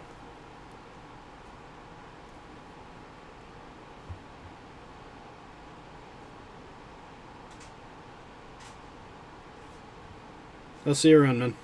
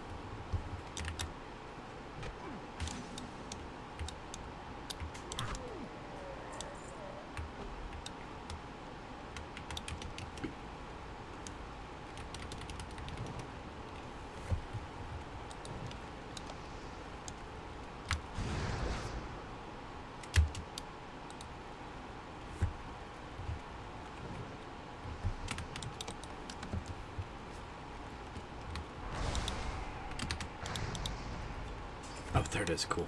Hell yeah. Alright. We might be done. I wanted to... I know she's on break, but I wanted to say hi to Kaela, you know, see if she comes around, say hi to her, see what's up.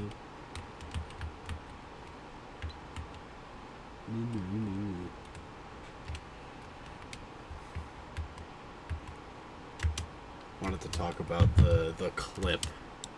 The clip. Ominous. Foreboding. Really, really scary.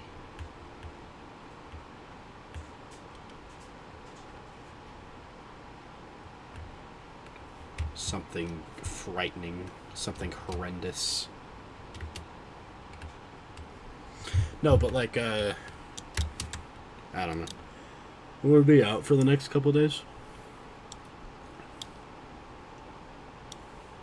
I don't know. Maybe not. Maybe I should force myself not to stream, even if I can. But I also need to take apart my PC. So I don't know. I don't know. I know nothing. I know less than nothing.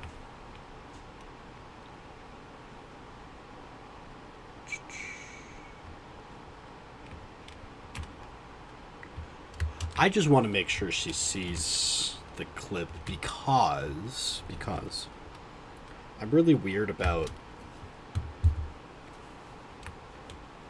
myself lying, like even retroactively. I think I've said this before. I'm like really weird about saying I'll do something and then not doing it. And I said I would make that clip, which is why I spent the first part of the stream doing it. But I said I would make that clip, and she saw that post and liked that post, saying that I would make the clip. And so in my head, I'm thinking, okay, well, now I kind of just want to make sure she saw that I made the clip that I said I would make. Even though to her, I am 1,000% positive she doesn't even, like, notice that, or, like, care, I guess, in that regard. She probably doesn't, like, care if I was lying or not, quote-unquote lying. But in my head, that's what I'm thinking. And so it's like this little, like, anxious OCD, like, compulsion. Maybe not OCD, I don't have OCD. But I have this, like, little anxious compulsion. Like, I really want to make sure. Not for any selfish, like, oh, look how cool it's not a good clip. But I said I would make the clip if I didn't see it. And then I made the clip. However, I know it's her day off. So she's probably just taking her day off, you know?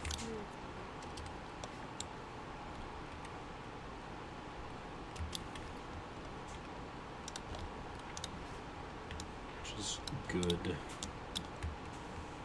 Hope she gets all of the rest in the entire world.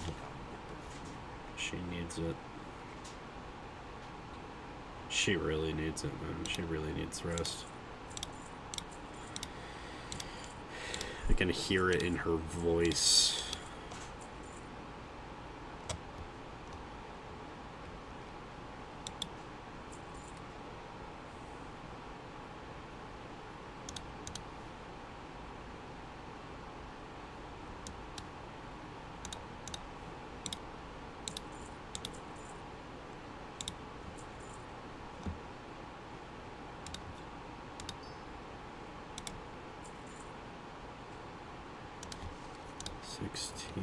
That's 14 to 8, that's so done.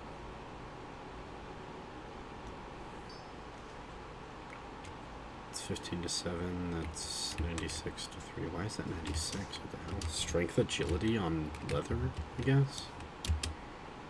Seems pretty good, I guess.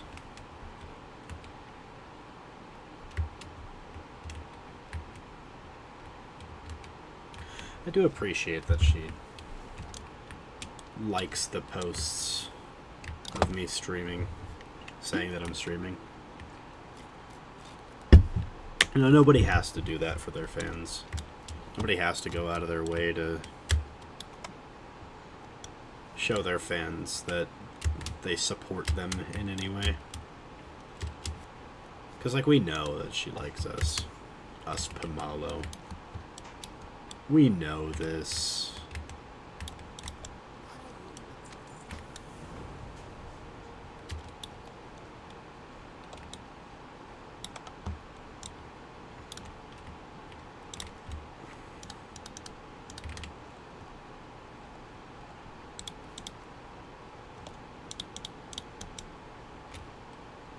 You know what?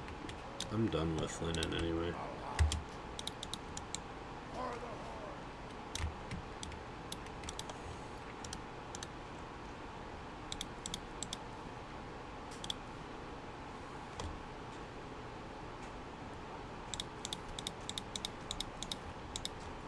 Wow, that was exact.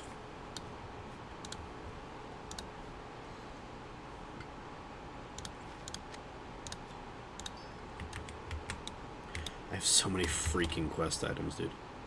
Look at all this.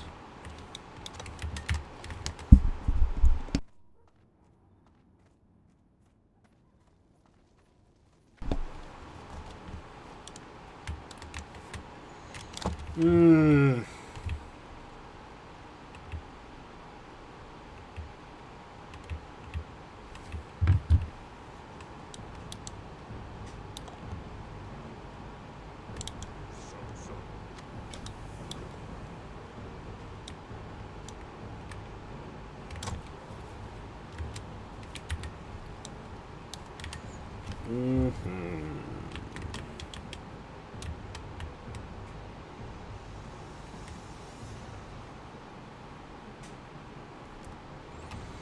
Yeah, I think after we go to where we're going, we turn in for the night.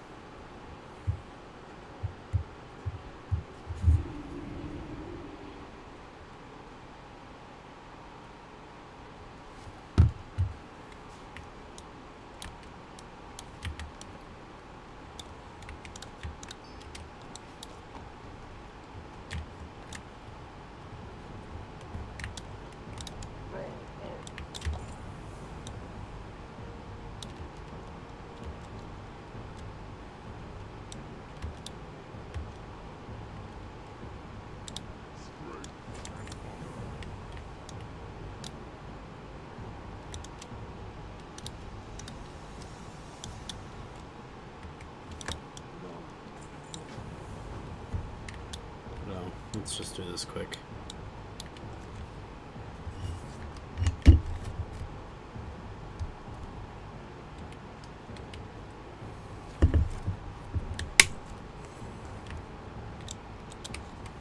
Because I would have hit 19, you know?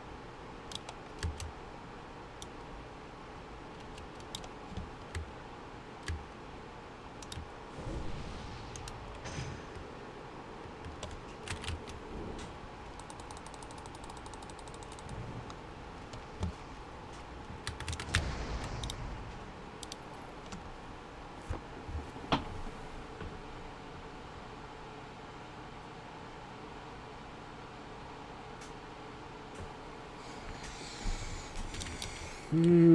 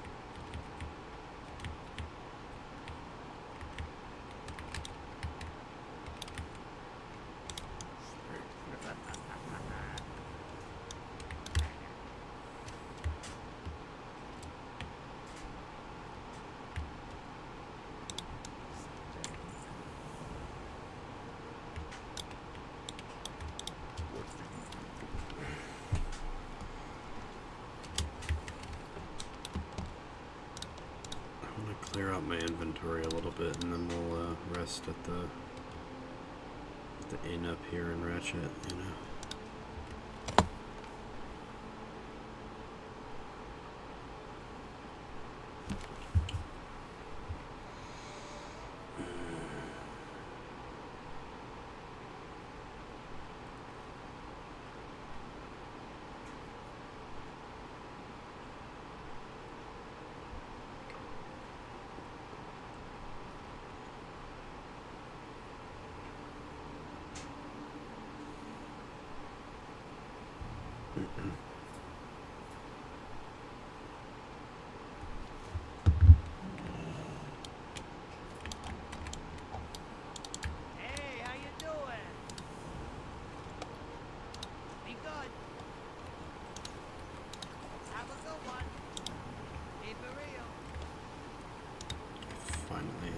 freaking old, man.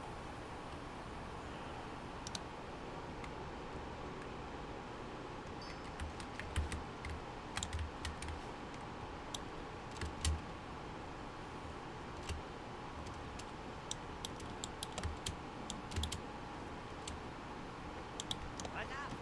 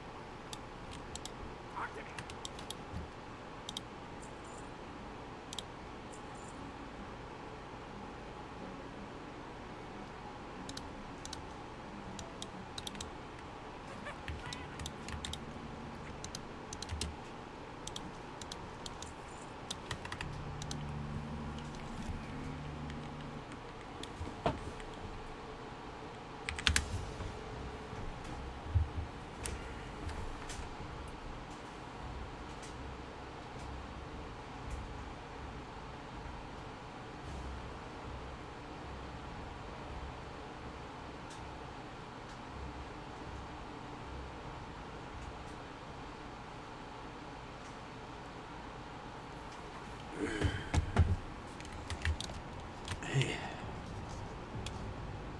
How much,